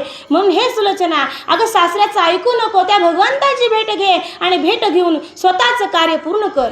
झाली या विना शरणागतान कार्य न साधे त्वरित आपले आपण स्वहितन करावे निश्चित साजनी. आणि त्या ठिकाणी मंदोदरी म्हणू लागली की सुलोचना, अगं स्वतःच कार्य जर पार पाडायचं असेल तर स्वतःलाच कुठंतरी हात पाय हलवावे लागते. तर म्हणून तू त्या प्रभू रामचंद्राची भेटी घे, स्वतःचं कार्य पार पाड, त्या भगवंताला विनंती कर आणि तुझ्या पतीचं शिरकमळ त्या ठिकाणी घेऊन ये. दुसऱ्याच्या आधारावर अजिबात राहू नको. कारण जर कधी यदा कदाचित जर सांगायचं ठरलं तर माणूस जर पाण्यात पडला तर स्वतःला पोहता यावं, स्वतःला पाण्यातून बाजूला निघता यावं. मग त्या ठिकाणी मंदोदरी म्हणू लागली की तू दुसऱ्याच्या आधारावर बसू नको. ढवात फेकत असतात लोक, पण त्यातून बाहेर निघायचा मार्ग स्वतः काढावा लागतो. सुलोचना, तू स्वतः भगवंत प्रभू रामचंद्राकडे जा आणि स्वतःचा उद्धार करून घे. आयसे जाणूनी साचारण स्वय करावा विचार दृढ धरोनी निर्धारण श्री रघुवीर सेवी माये. आणि हे सुलोचना, अगं तू तुझ्या मनामध्ये विचार कर, सासऱ्याचा अजिबात ऐकू नको. तू माझा ऐक, प्रभू रामचंद्राची भेटी घे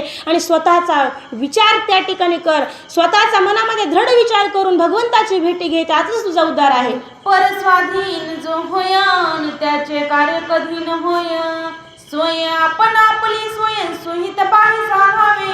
आणि मग त्या ठिकाणी सुनबाईला त्या सुलोचना सासूबाई अर्थातच मंदोदरी सांगू लागली की म्हणली, सुनबाई, अगं जो माणूस असणारा दुसऱ्याच्या आधारावरती बसतो, दुसऱ्यावर अवलंबून राहतो ना, त्याचं कार्य कधीच परिपूर्ण होत नाही, त्याचं कार्य कधीच लयाला जात नाही. मग कुठंतरी स्वतःला जाग झालं पाहिजे, कुठंतरी स्वतःचा उद्धार स्वतः करून घेतला पाहिजे. आपल्या हिता जो असे जागताना धन्य माता पिता तयाची या.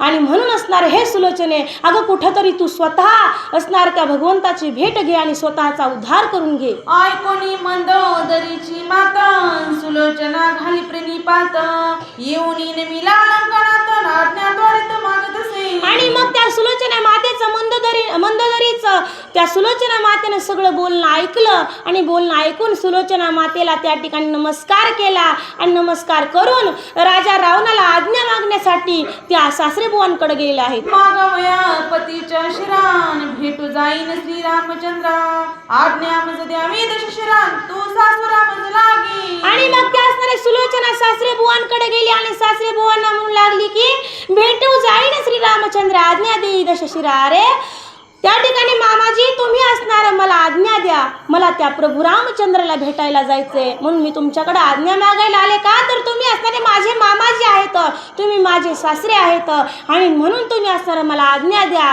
मला त्या भगवंताची भेट घ्यायची. शोभे बोले दश शिरांशिता विरहे विरहातुर तुझ दे कोणी अति सुंदर न रामचंद्र सोडीना. आणि मग त्या सुलोचनेचं बोलणं त्या राजा रावणानं ऐकलं, पण पाप बुद्धी लंकानात होता तो. त्याच्या मनामध्ये फक्त पाप होतं, डोळ्यामध्येही पाप होतं आणि रावण ज्या ठिकाणी बघायचा त्या ठिकाणी त्याला पाप दिसायचं. मग ज्यावेळेस सुलोचना म्हणू लागली की मला आज्ञा द्या, मला त्या प्रभू रामचंद्राकडे जायचे माझ्या पतीचं शिरकमळ आणण्यासाठी, त्यावेळेस राजा रावण बोलू लागला आणि म्हणतो की सुलोचने, अगं तू जर त्या प्रभू रामचंद्राकडे गेलीस ना तर तू अतिशय सुंदर आहेस, तू खूप सुंदर दिसतेस आणि तुला अति सुंदर असं बघून तो प्रभू रामचंद्र सोडणार नाही, तो तुझ्याकडे वाईट दृष्टीनं त्या ठिकाणी बघल आणि त्यामुळे तू असणार त्याच्याकडे जाऊ नकोस, असं त्या ठिकाणी राजा रावण त्या सुलोचनेला म्हणू लागला. ऐकोनी रावणाचे वचन सुलोचना हसी बदन परम भ्रांत दशानन नेने महिमान श्री रामाचे. आणि त्या राजा रावणाचं बोलणं सुलोचनेनं ऐकलं. राजा रावण म्हणू लागला की प्रभू रामचंद्राकडे जाऊ नको, तुझ्याकडे प्रभू रामचंद्र वाईट दृष्टीनं बघल, वाकड्या नजरेनं बघल. का तर हा राजा रावण स्वतः असणारा पापी होता, म्हणून त्याला वाटू लागलं की प्रभू रामचंद्र ही पापी असतील. पण त्यावेळेस ते बोलणं राजा रावणाचं सुलोचनेनं ऐकलं आणि ती हसू लागली, स्मित हास्य तिनं केलं आणि ती म्हणू लागली, खरोखरच माझा सासरा अजूनही वेडाच आहे,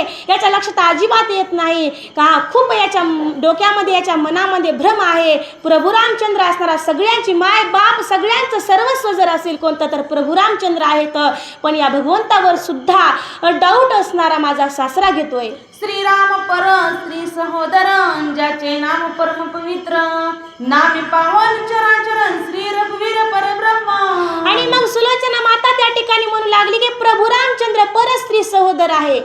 स्त्रियांना दुसऱ्या स्वतःची पत्नी सोडून बाकीच्या स्त्रियांना स्वतःची मुलगी, स्वतःची बहीण, स्वतःची आई मानणारा असणारा परस्त्री सहोदर असणारा माझा भगवंत प्रभू रामचंद्र आहे. नव्हे तर या प्रभू रामचंद्राचं जर नुसतं नाव घेतलं तर माणसाची अनेक जन्मातून त्या ठिकाणी मुक्तता होते आणि माणसाचा उद्धार होतो, असं या भगवंताचं नाव आहे, असं त्या ठिकाणी सुलोचना म्हणू लागली. विकल्पना दे रावणासी, विकल्पना ही रामासी, पापना तळे रघुवीरासी, नाम जगासी तारक. मग त्या ठिकाणी सुलोचना म्हणू लागली की विकल्प हा प्रभू रामचंद्राच्या पायाला सुद्धा त्या ठिकाणी शिवू शकत नाही, पण या राजा रावणाच्या अंतःकरणामध्ये जर सारखी खळबळ कशाची असेल तर ती पापाची आणि विकल्पाची आहे. पण माझा भगवंत प्रभू रामचंद्र आहे असा नाही, या भगवंताच्या पायाला विकल्प शिवू सुद्धा शकत नाही, पाप शिवू सुद्धा शकत नाही, असा माझा भगवंत आहे. आणि या भगवंताच्या नामामध्ये तर खूप ताकद आहे. नाम जर घेतलं तर माणसाला अनेक आनंद त्या ठिकाणी होतोय. विकल्पना दे रावणासी, विकल्पना ही रामासी, पापना तळे रघुवीरासी, नाम जगासी तारक.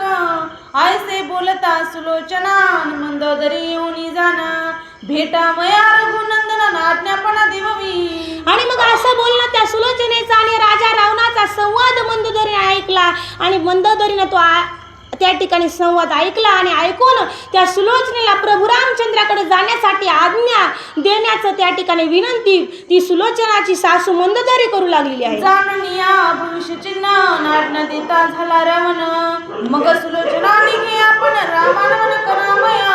आणि त्या ठिकाणी मंदोदरीने सांगितलं पतिरायाला, त्या ठिकाणी त्या लंकानाथाला सांगितलं की तुम्ही या सुलोचनेला आज्ञा द्या प्रभू रामचंद्राला भेटण्यासाठी. मग रावणानेही त्याच्याही मग लक्षात कुठंतरी भविष्य चिन्ह आलं की पुढं काय घडावं, काय घडणार आहे असं त्या रावणाच्या मनामध्ये आलं. आणि आल्यानंतर त्या रावणानं सुलोचनेला त्या ठिकाणी प्रभू रामचंद्राला नमन करण्यासाठी जाण्यासाठी आज्ञा दिलेली आहे. करिता योग याग कोटी, स्वप्नी नव्हे श्रीराम भेटी, तो श्रीराम आज देखील दृष्टीने हर्ष गोरठी चालली. आणि त्या ठिकाणी सुलोचना विचार करू लागली की योग याग कोट्यानुकोटी जरी केले, होम हवन यज्ञ किती जरी असणारा देवदेव केला तरी सुद्धा प्रभू रामचंद्राची भेटी होत नाही. पण तो प्रभू रामचंद्र मी आज पाहणार म्हणून असणारा त्या सुलोचनेला अतिशय आनंद झाला आणि आनंदामध्ये ती असणारी सुलोचना निघाली. हृदय कवळण भुजादंडन, पादचारी अति प्रचंड, राम नामे गर्जोन वितंडन, ध्यानाखंड रामाचे. आणि त्या ठिकाणी असणाऱ्या त्या सुलोचनेने आपल्या पतीचा हात हृदयावरती धरला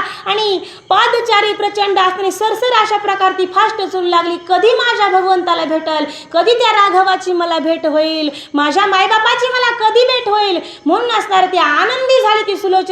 माझा पती मला सोडून गेला ही ती थोडक्यात दुःख विसरली आणि तिला एक आनंद वाटू लागला की मला भगवंताची भेट होईल. म्हणून त्या प्रभू रामचंद्राच्या चिंतनामध्ये श्रीराम जय राम जय जय राम, श्रीराम जय राम जय जय राम, श्रीराम राम जय जय राम, श्रीराम जय राम जय जय राम अशा प्रकारचं भजन करत असणारा ती सुलोचना प्रभू रामचंद्राच्या दिशेने निघाली. वाजत्रांच्या गणगर्जनी, चालती सतो शिरोमणी, पदोपदी ओवाळण नाक्षयवाणी नारींची. आणि त्या ठिकाणी त्या लंकेमध्ये असणारी ती सुलोचना त्या लंकेतल्या त्या रावणाची सून आहे ती. आणि मग ती ज्यावेळेस प्रभू रामचंद्राच्या दिशेने निघाली त्या भगवंताची भेट घेण्यासाठी, त्यावेळेस असणारे वाजंत्र वाजू लागलं. वेगवेगळ्या प्रकारच्या वाजंत्राचे नगारे ढोल ताशे जे काही असतील त्याचा नाद त्या लंकेमध्ये घुमू लागला. आणि अशा वाजंत्रांच्या गडगर्जनी ती सुलोचना जी काही सत्व शिरोमणी होती ती निघाली. आणि चालत असणाऱ्या ज्या काही तिच्या सख्या होत्या, ज्या सुवासिनी होत्या, त्या सगळ्या जणी जवळ जमल्या आणि ताट घेऊन त्या सुलोचना मातेला ओळू लागल्या. सवे सखिया सांगा तिनी, नराम रूपया निधानी, सुलोचना एकनिष्ठ मनी रामस्मरणी चालली. आणि त्या ठिकाणी सुलोचना असणाऱ्या स्वतःच्या सख्या सोबत घेतल्या, मैत्रिणी घेतल्या आणि मैत्रिणींच्या सोबत प्रभू रामचंद्राचं भजन करत त्या ठिकाणी मनामध्ये स्वतःच्या पतिरायाचंही त्या ठिकाणी चिंतन होतं, प्रभू रामचंद्राचंही भजन होतं. आणि अशा त्या अवस्थेमध्ये, अशा त्या आनंदामध्ये ती सुलोचना प्रभू रामचंद्राच्या दिशेने निघाली. देखता श्रीरामाचे कटकान, सुलोचने सिंहती हरिक, आज माझे भाग्य चोखन रघुकुळ टिळक देखीन. आणि सुलोचना असणारे त्या प्रभू रामचंद्राच्या दिशेने जात होती. जात असताना तिला खूप लांब असणारं प्रभू रामचंद्राचं सैन्य दिसलं आणि ते सैन्य बघून अतिशय आनंद झाला सुलोचनला की मी आज रघुकुळ टिळकाला, त्या परमात्म्याला, त्या भगवंताला, प्रभू रामचंद्राला पाहणार, माझ्या आज डोळ्याची तृप्ती होणार, मला भगवंत दिसणार. म्हणून असणाऱ्या आनंदामध्ये ती सुलोचना चालू लागली. जय जयकारे गर्जनन करुणी घाली लुटांगण, वंदावया श्रीराम चरणन कर जोडून राहिली. राम जय जय राम अशा प्रकारची गर्जना ती सुलोचना वेळोवेळा करू लागली. खूप आनंद तिला वाटू लागला. तिला आज भगवंताचं दर्शन होणार होतं आणि अशा आनंदामध्ये तिनं असणार समोर ते सगळं वानर सैन्य बघितलं. प्रभू रामचंद्र, लक्ष्मणाजी, हनुमंतराया सगळ्यांना असणार तिनं बघितलं आणि लांबूनच असणार ती हात जोडून येऊ लागली. वानर देखील सुलोचना रामने सीता धाडली जाना सर्वी करोनी गर्जना राम राम नमिला. आणि त्या ठिकाणी सुलोचना स्वतःच्या सगळ्या सख्यांसोबत, सगळ्या मैत्रिणींसोबत प्रभू रामचंद्राच्या दिशेनं चालत होती. पण त्यावेळेस प्रभू रामचंद्राचं जे काही सैन्य होतं, जे काही वानरगण होतं, या वानरांनी बघितलं की समोरून असणारी एक स्त्री असणारी प्रभू रामचंद्राचं भजन करते ते. आणि त्यावेळेस असणारं ती सगळे सैन्य असणारं म्हणू लागले की आमची सीतामाता येते, आमची सीतामाता येते म्हणून. वानर म्हणती रामराया आणि जानकी आदी माया रावणी दिदली धाडवणी आणि युद्ध भया मानणी. आणि मग सगळ्या वानरांना अतिशय आनंद झाला आणि आनंदामध्ये वानर म्हणू लागले की हे प्रभू रामचंद्र, हे राघवा.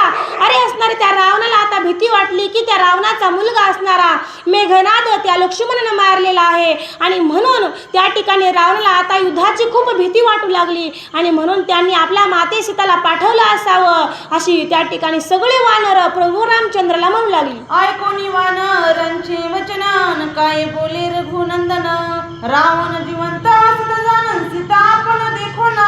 आणि मग सगळे त्या ठिकाणी वानर म्हणू लागली की प्रभू रामचंद्र, माता सीता येत आहेत, प्रभू रामचंद्र, माता सीता येतात. पण प्रभू रामचंद्र सगळ्या जणांना त्या ठिकाणी सांगू लागले, म्हणू लागले की अरे जोपर्यंत हा रावण जिवंत आहे ना तोपर्यंत आपल्या डोळ्याला त्या सीतामातेचं दर्शन होणार नाही, आपण तिला पाहू शकणार नाही. तर जोपर्यंत हा पाप बुद्धी जिवंत आहे ना तोपर्यंत सीतेची आणि आपली गाठ भेट होणार नाही. पुरता वृत्तांत जाणून कोण येते विचारणी समस्त स्वस्त होणी नावलोकनी पाहावी की. आणि मग प्रभू रामचंद्र म्हणू लागले की उगाच या सीतामाता येते, सीतामाता येते असं म्हणू नका. कुणीतरी या वानर सैन्यातले एक जण पुढे जा आणि पुढे जाऊन जो ही स्त्री कोण आहे, इथं कशासाठी येते, हा सगळा वृत्तांताचं निवेदन तुम्ही करा आणि काय कशासाठी येते असं त्या ठिकाणी तुम्ही समजून मला येऊन सांगा. राम भक्तासी पाहीन पाप वासना सर्वता नाही तव सुलोचना येत पाहीन राम नाम गर्जता. आणि ज्यावेळेस ती असणारी सुलोचना या प्रभू रामचंद्राच्या दिशेनं जात होती त्यावेळेस प्रभू रामचंद्रांना सांगितलं की ही तुमची माता सीता नाही, ही दुसरीच स्त्री आहे. त्यावेळेस असणाऱ्या त्या वानरांनी आता त्या स्त्रीकडे पाहायचं बंद केलं आणि खाली माना घातल्या. का तर त्या वानर सैन्याच्या मनामध्ये कुठल्याच प्रकारचं पाप नव्हतं आणि असणारे त्यांच्या मनामध्ये कुठल्याच प्रकारचा विकल्प नव्हता त्या ठिकाणी. आणि म्हणून असणारं ती माता असणारी जी काही सुलोचना आहे ती प्रभू रामचंद्राच्या दिशेने येऊ लागलेली आहे. वानर खालत्या केला मानांत वाली सुलोचना घालोनी रामासी प्रदक्षिणा मस्तक भूमी ठेविली. आणि मग ती सुलोचना असणारी प्रभू रामचंद्राच्या दिशेने येऊ लागली. त्यावेळेस या वानर सैन्याने असणारे खाली माना घातल्या आणि त्या स्त्रीकडे बघितलं नाही. ती स्त्री कोण होती, कुठून आली होती याच्यावरून काहीच त्यांना घेणं देणं नव्हतं. का तर ती स्त्री होती, ती परस्त्री होती आणि परस्त्रीकडे डोळा उचलून पाहणं हे खूप घोर पाप आहे. म्हणून हे पाप त्या वानर सैन्याला करायचं नव्हतं. म्हणून असणारे त्यांनी खाली माना घातल्या आणि त्यावेळेस माता असणारी जी काही सुलोचना आहे ती प्रभू रामचंद्राचं चिंतन भजन करत आलेली आहे. ती लांबूनच असणारे हात जोडून आली, प्रभू रामचंद्राला लोटांगण घातलं आणि मस्तक असणारं भूमीवरती ठेवलं आहे. हनुमंत म्हणे श्री रघुनाथान पहिलही इंद्रजिताची कांता सुलोचना पतिव्रता मदनार्थ आले असे. आणि मग तेवढ्यात हनुमंतराय बोलले आणि हनुमंतराय सांगितलं भगवंता प्रभू रामचंद्रा, ही असणारी इंद्रजिताची पत्नी सत्य पतिव्रता सुलोचना आहे आणि ही असणारी तुमचा वंदन करण्यासाठी, तुमचं दर्शन करण्यासाठी तुमच्या भेटीला आलेली आहे. तू तव कृपाळू रघुनाथान कुसोनी पूर्ण मनोगत हिचे पुरवावे मनोरथ नाहीसे हनुमंत बोलिया. हनुमंतराय म्हणू लागले की हे कृपाळू भगवंता, हे मेघश्यामा, हे त्या ठिकाणी परमात्मा, हे प्रभू रामचंद्रा, तुम्ही असणार या सत्य पतिव्रता असणाऱ्या सुलोचनेचं मनोगत ऐका आणि जे काही तिची इच्छा आहे ती तुम्ही पूर्ण करा अशी विनंती हनुमंतरायानं प्रभू रामचंद्राला केली. श्रीराम म्हणे ओ मायेन उठी उठी ओसये इच्छा असेल ती बोल सोयन पूर्वी न जाईन सुधामा.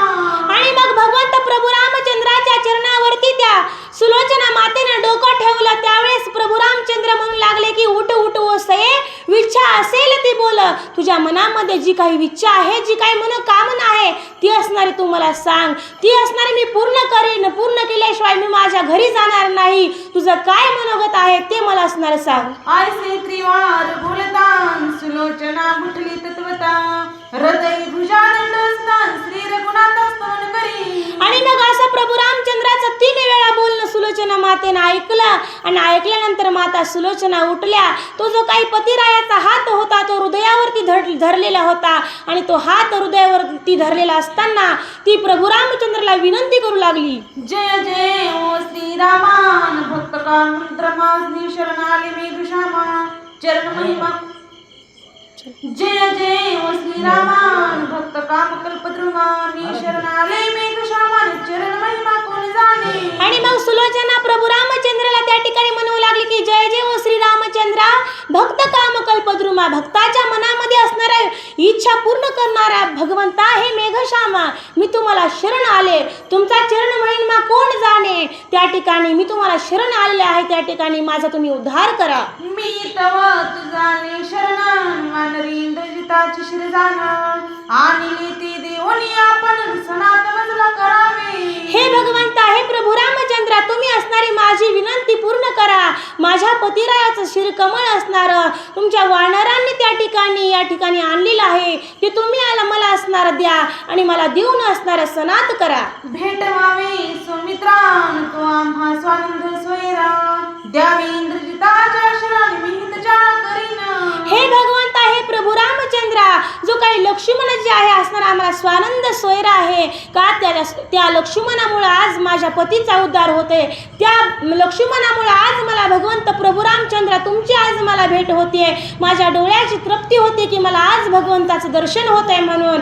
आणि म्हणून हे भगवंता, तुम्ही असणार मला त्या लक्ष्मणाची भेट घडवून द्या आणि माझ्या पतीचं शिरकमळ त्या ठिकाणी द्या. एवढीच माझी तुमच्याकडे विनंती आहे. मी तवा तुझी कन्यका जा मात्र शिर देऊनी देखा बोळवण कार्य रघुनायका नानी कमी न मागे काही. हे राघवा, हे रघुनंदना, अरे मी तुझी लेक आहे, तुझी मुलगी आहे, म्हणून तू असणार तुझ्या जावयाचं त्या इंद्रजिताचं शिरकमळ असणार मला दे.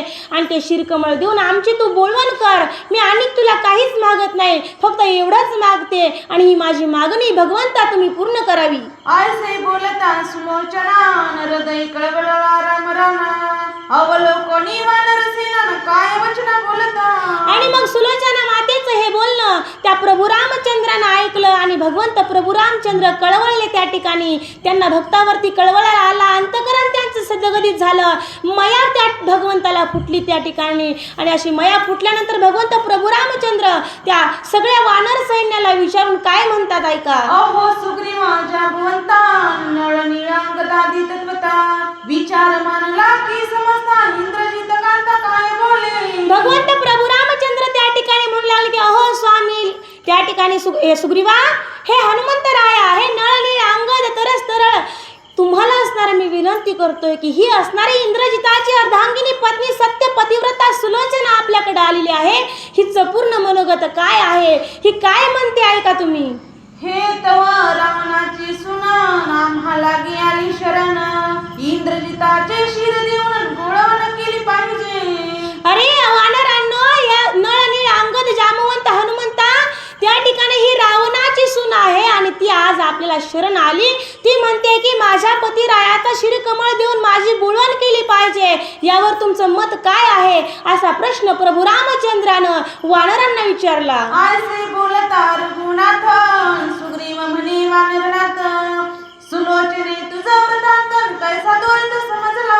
आणि प्रभू रामचंद्राचं बोलणं राजा सुग्रीवानं ऐकलं आणि ऐकल्यानंतर असणार डोळे टवकारून तो असणारा राजा सुग्रीव बघू लागला आणि बघून म्हणू लागला की अगं सुलोचना, तू इथं आलीस हे खरं आहे ग, पण हा सगळा काही वृत्तांत तुला कसा समजला.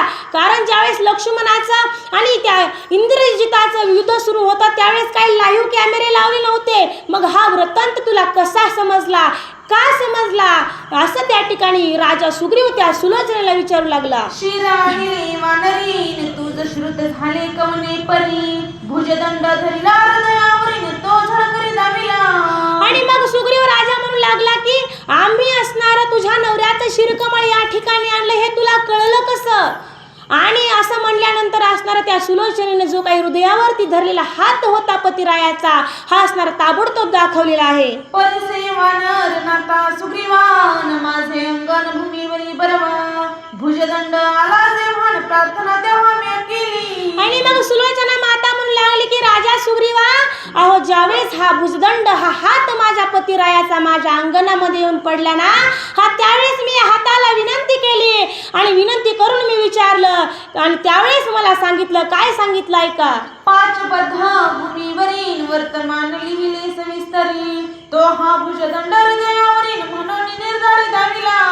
हे सुग्रीवा, हे राजा सुग्रीवा, या हातानं असणार दौत आणि लेखनी घेऊन पाचबद्ध भूमीवरती जो काही रणांगणावरती घडलेला वृत्तांत होता हा मला निवेदन केला आणि मग मी तो ऐकला, वाचला, समजून घेतला आणि म्हणूनच असणार मी हा हात तुम्हाला दाखवतेय. तव बोलिला सुग्रीव वीरन तोंडचे तोंडी समाचार कोण माने साचार ऐक निर्धार सांगतो. आणि मग राजा सुग्रीव त्या ठिकाणी सुलोचनेला म्हणू लागले की माय, अगं तू सांगतेस तुझ्या अंगणामध्ये हात येऊन पडला, त्या हातानं दौत आणि लेखनी घेऊन लिहिलं, हा वृत्तांत सांगितला ग, पण माझा या तुझ्या तोंडच्या बोलण्यावर अजिबात विश्वास बसत नाही आणि मग मी अजिबात विश्वास ठेवू शकत नाही. तू असणार दुसऱ्या प्रकारे सांगू शकतीस. शिर प्रत्यक्ष बोलिला तुझे पातिव्रत्य साक्ष देईल आम्हा साच मानिल नाही तरी फुलकट. मग राजा सुग्रीव सुलोचनेला म्हणू लागले की अगं सुलोचने ऐक, तू म्हणतेस ना हा हात बोलला निर्जीव, त्याचबरोबर ऐक माझं, हा तुझ्या पतीचा जे काही शिरकमळ आहे ना तुटलेलं, हे ज्यावेळेस शिरकमळ बोलेल की माझी त्या ठिकाणी पत्नी बोलते ते खरं आहे, त्याच वेळेस असणारा मी तुझ्यावर विश्वास ठेवील असं राजा सुग्रीव सुलोचनेला बोलतोय. श्रीराम सोडणे करोनी शिर दिधले आणोनी सुलोचना देखोनी नयनी हर्षित मानी पैझाली. आणि मग प्रभू रामचंद्रांना आज्ञा दिली की या सुलोचनेच्या पतीचं शिरकमळ आणून द्या आणि ज्यावेळेस ते शिरकमळ सुलोचनेकडे आणण्यात आलं त्यावेळेस त्या सुलोचनेच्या अंतकरणामध्ये अतिशय आनंद झाला की तिच्या दृष्टीसमोर तिच्या पतिरायाचं ते मुंडकं तिला पाहायला भेटत होतं. शिर घेऊन निधान आंचळे पुसोनी यथाविध निढळा मिळवणी निढळ विनोदन बोले सुबत सुलोचना. आणि मग सुलोचनेनं असणाऱ्या पतिरायाचं ते शिरकमळ घेतलं, त्याला असणाऱ्या पदराने पुसलं आणि डोळ्यात डोळं घालून त्या ठिकाणी बोलू लागली. बोलून काय म्हणते ऐका. आसन घातले पद्मासनान भुजंद आणि शिरजान पुढे मांडीवरी घेऊन काय आपण बोलत. त्या सुलोचना मातेनं असणारा आसन पद्मासन त्या ठिकाणी घातलेले, मांडी घालून बसली. एका मांडीवरती आपल्या पतिरायाचा हात ठेवलेला आहे तर दुसऱ्या मांडीवरती पतिरायाचं शिरकमळ त्या ठिकाणी ठेवलेलं आहे आणि त्याला तिने असणाऱ्या पदरानं पुसलं आणि पुसून त्या पतिरायाच्या त्या शिरकमळाला काय बोलते ऐका. अहो इंद्रजिता स्वामीन वानरी तुमचे शिरण भूमी घेऊन आणले झेलती योमीन तो राम स्वामीन धरावा. आणि मग पतिरायाला म्हणू लागली की पतिराया पतिराया, त्या प्रभू रामचंद्राच्या वानर सैन्याने तुमचं मुंडका असणार चेंडू सारखं झेलीत आणलं ना, म्हणून तुम्हाला राग आलाय का व? तो तुम्ही राग सोडून द्या, माझ्याशी बोला. मी तवा तुझी निजदासीन प्रतापरनान करावी मजसी साक्ष देऊनी वानरासीन पतिव्रता परासी साच करी. हे माझ्या पतिराया असणारा तो मनामध्ये राग तुम्ही सोडून द्या की तुमचं मुंडकं झेलीत झेलीत वानराने आणले म्हणून तुम्ही मला साथ द्या. त्या ठिकाणी ह्या रावणा ह्या असणाऱ्या वानरांनी माझी खूप छळना त्या ठिकाणी मांडलेली आहे आणि माझ्या पतिव्रतपणाला साच वाटेल असं काहीतरी तुम्ही बोला अशी विनंती सुलोचना आपल्या पतिरायाला करू लागली. वानरी मांडली माझी छळनान तुझं वाचोनी सांगू कवना आयसे बोलणे सुलोचना करीन नमन हस्तेसी. आणि मग त्या ठिकाणी सुलोचना म्हणू लागली पतीच्या त्या शिरकमळा म्हणली की माझी या वानराने खूप छळना त्या ठिकाणी मांडलेली. मी सांगते की माझ्या पतीच्या हाताने मला हा वृत्तांत सांगितलाय पण तरी सुद्धा वानर विश्वास ठेवत नाहीत. माझ्यासमोर तुमचं शिरकमळ त्या ठिकाणी आणून ठेवलेलं आहे, शिरकमळाला त्या ठिकाणी मी विनंती करते आणि म्हणून हे पतिराया, अहो तुम्ही असणारे माझ्यावर विश्वास ठेवा, माझं कुठेतरी भलं व्हावं म्हणून तुम्ही असणारे बोला अशी विनंती ती असणारी सुलोचना पतिरायाच्या शिरकमळाला करू लागली. नाना परी उपचारी शिरा लागी प्रार्थना करी शिर न बोले निर्धारी मग अंतरी विचारित. सुलोचना मातेने अनेक प्रकारे विनवणी केली पतीच्या शिरकमळाला, त्या तुटलेल्या मुंडक्याला. असं बोलायची तसं बोलायची, तुम्ही मला का सोडून गेलात किंवा त्या ठिकाणी तुम्ही बोला, या वानरांनी माझी खूप छळणा लावली, नाना प्रकारे अनेक प्रकारे त्या ठिकाणी विनंती केली सुलोचने पतीच्या शिराला, पण तरी सुद्धा ते शिरकमळ बोलत नव्हतं. त्यावेळेस असताना त्या सुलोचनेने मनामध्ये विचार केला. काय विचार केला आहे तिच्या अंतःकरणामध्ये ऐका. एका शुद्ध भावाविनांवर पंगी उपचार जाना करिता न बोले शिरा आपण नाता सती पण दामुयासी. मग त्या ठिकाणी सुलोचना म्हणू लागली की मी किती जरी असणारे वरवर उपचार त्या ठिकाणी केले, वेगवेगळ्या त्या म्हणण्यामध्ये जरी मांडणी केली की त्या ठिकाणी शिरकमळ बोललं पाहिजे, पण हे शिरकमळ काही बोलत नाही. त्यावेळेस असणारा आता सुलोचनेच्या लक्षात आलं की कुठंतरी या शिरकमळाला मी माझं सतीपण दाखवते म्हणून. जरी मी सत्यपतिव्रतान असेन साचारत तोता तरी साक्ष देव माझा भरतान श्री रघुनाथा समक्ष. आणि मग सुलोचना वेगवेगळ्या प्रकारे विनंती केली तरी सुद्धा शिरकमळ बोलत नव्हता.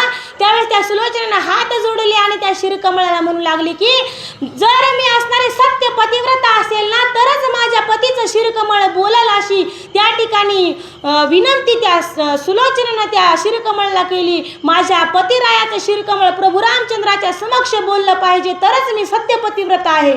सभय अभ्यंतरी आपणान म्हणे मी पतिव्रता असेन इंद्रजितात वाचन शेषा समान सर्वही. आणि मग त्या शिरकमळाला असणार ती विनंती करू लागली की म्हणू लागली की सबाह्य त्या ठिकाणी मी आतून आणि बाहेरून दोन्ही प्रकारे जर सत्य पतिव्रता असेल ना तरच माझं त्या ठिकाणी हे शिरकमळ बोललं पाहिजे. आणि सुलोचना त्या ठिकाणी म्हणू लागली की जर मी सत्य पतिव्रता तर आहे, तिच्या मनाने आहे, आणि जे काही सगळे लोक आहेत ते सुद्धा मला माझ्या शेषासमाने, अर्थातच मला माझ्या वडिलांप्रमाणे आहेत. सगळेजण माझा पतिराया सोडता मी सगळ्यांना माझे वडील समजते, आणि म्हणून तरी आता हे शिरकमळ बोललं पाहिजे. आळसा असल्या निर्धारण साक्ष बोलावी प्रखर बोलाचे ते नाही शिरण पतिव्रता साचार सुलोचना.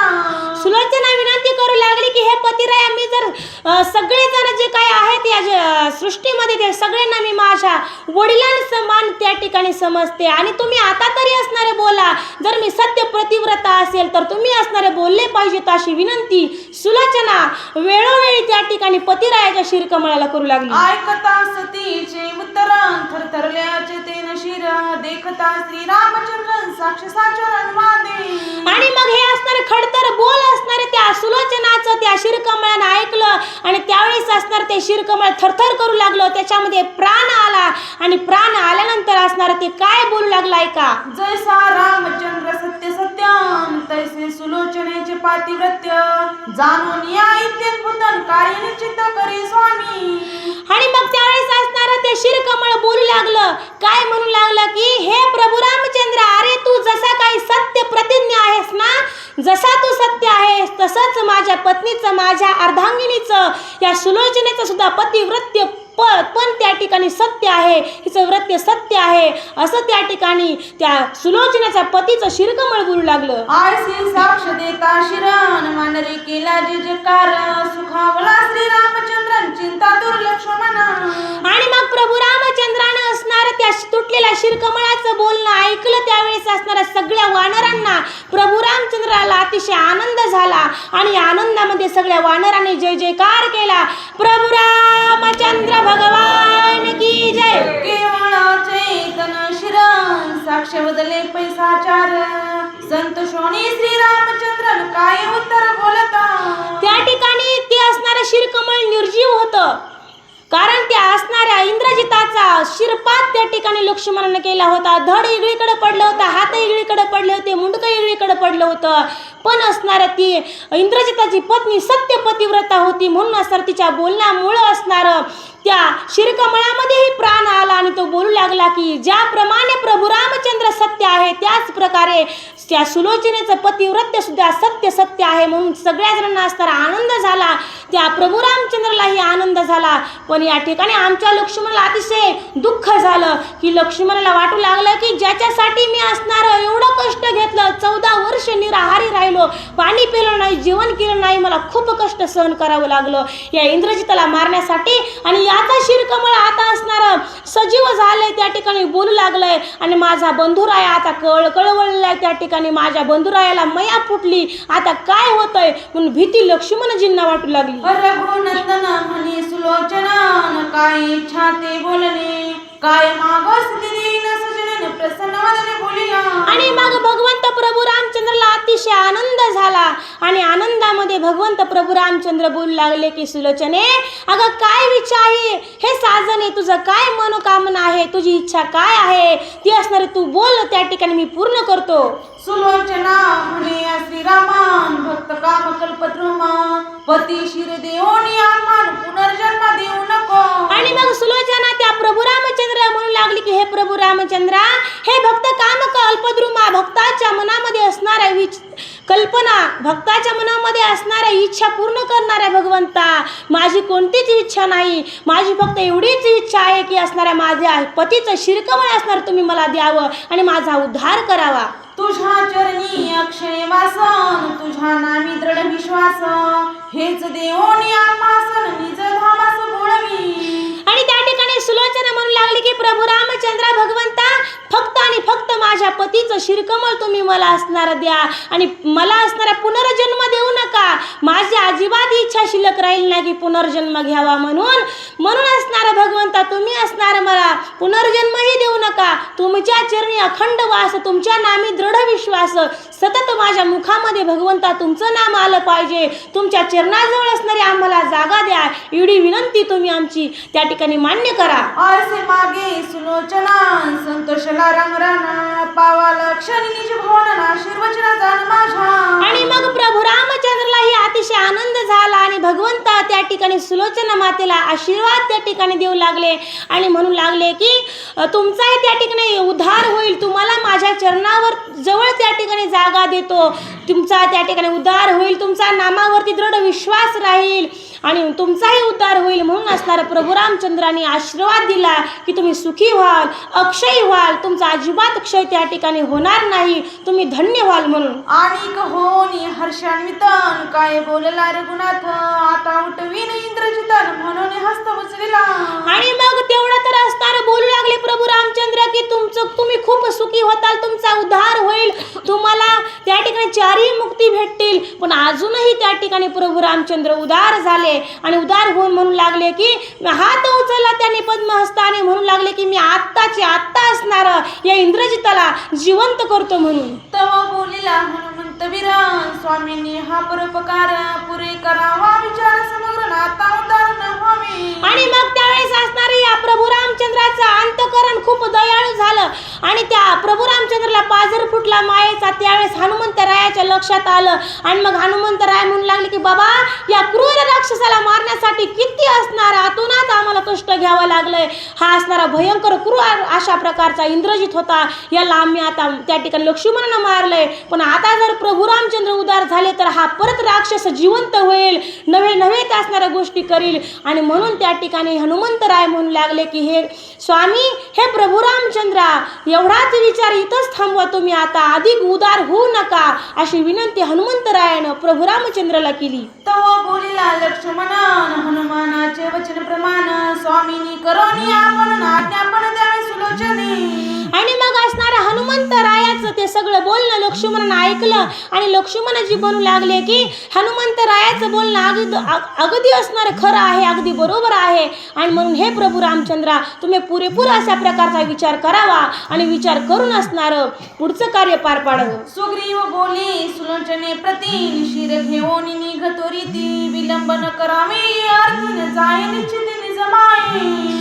आणि मग असताना राजा सुग्रीव म्हणू लागले की हे सुलोचना अगं तुला आता तुझ्या पतिरायाचं शिरकमळ भेटलंय ना हा हे शिरकमळ घे आणि त्वरित कुठल्याच प्रकारचा विलंब करू नको आणि लगेच असणार तू त्या लंकेमध्ये निघून जा अजिबात विलंब करू नको. ऐसे कथा वचन शिराभुजा दिंडक वळवून श्रीराम नमस्कार प्रदक्षिणा करून विनविन करीत असे.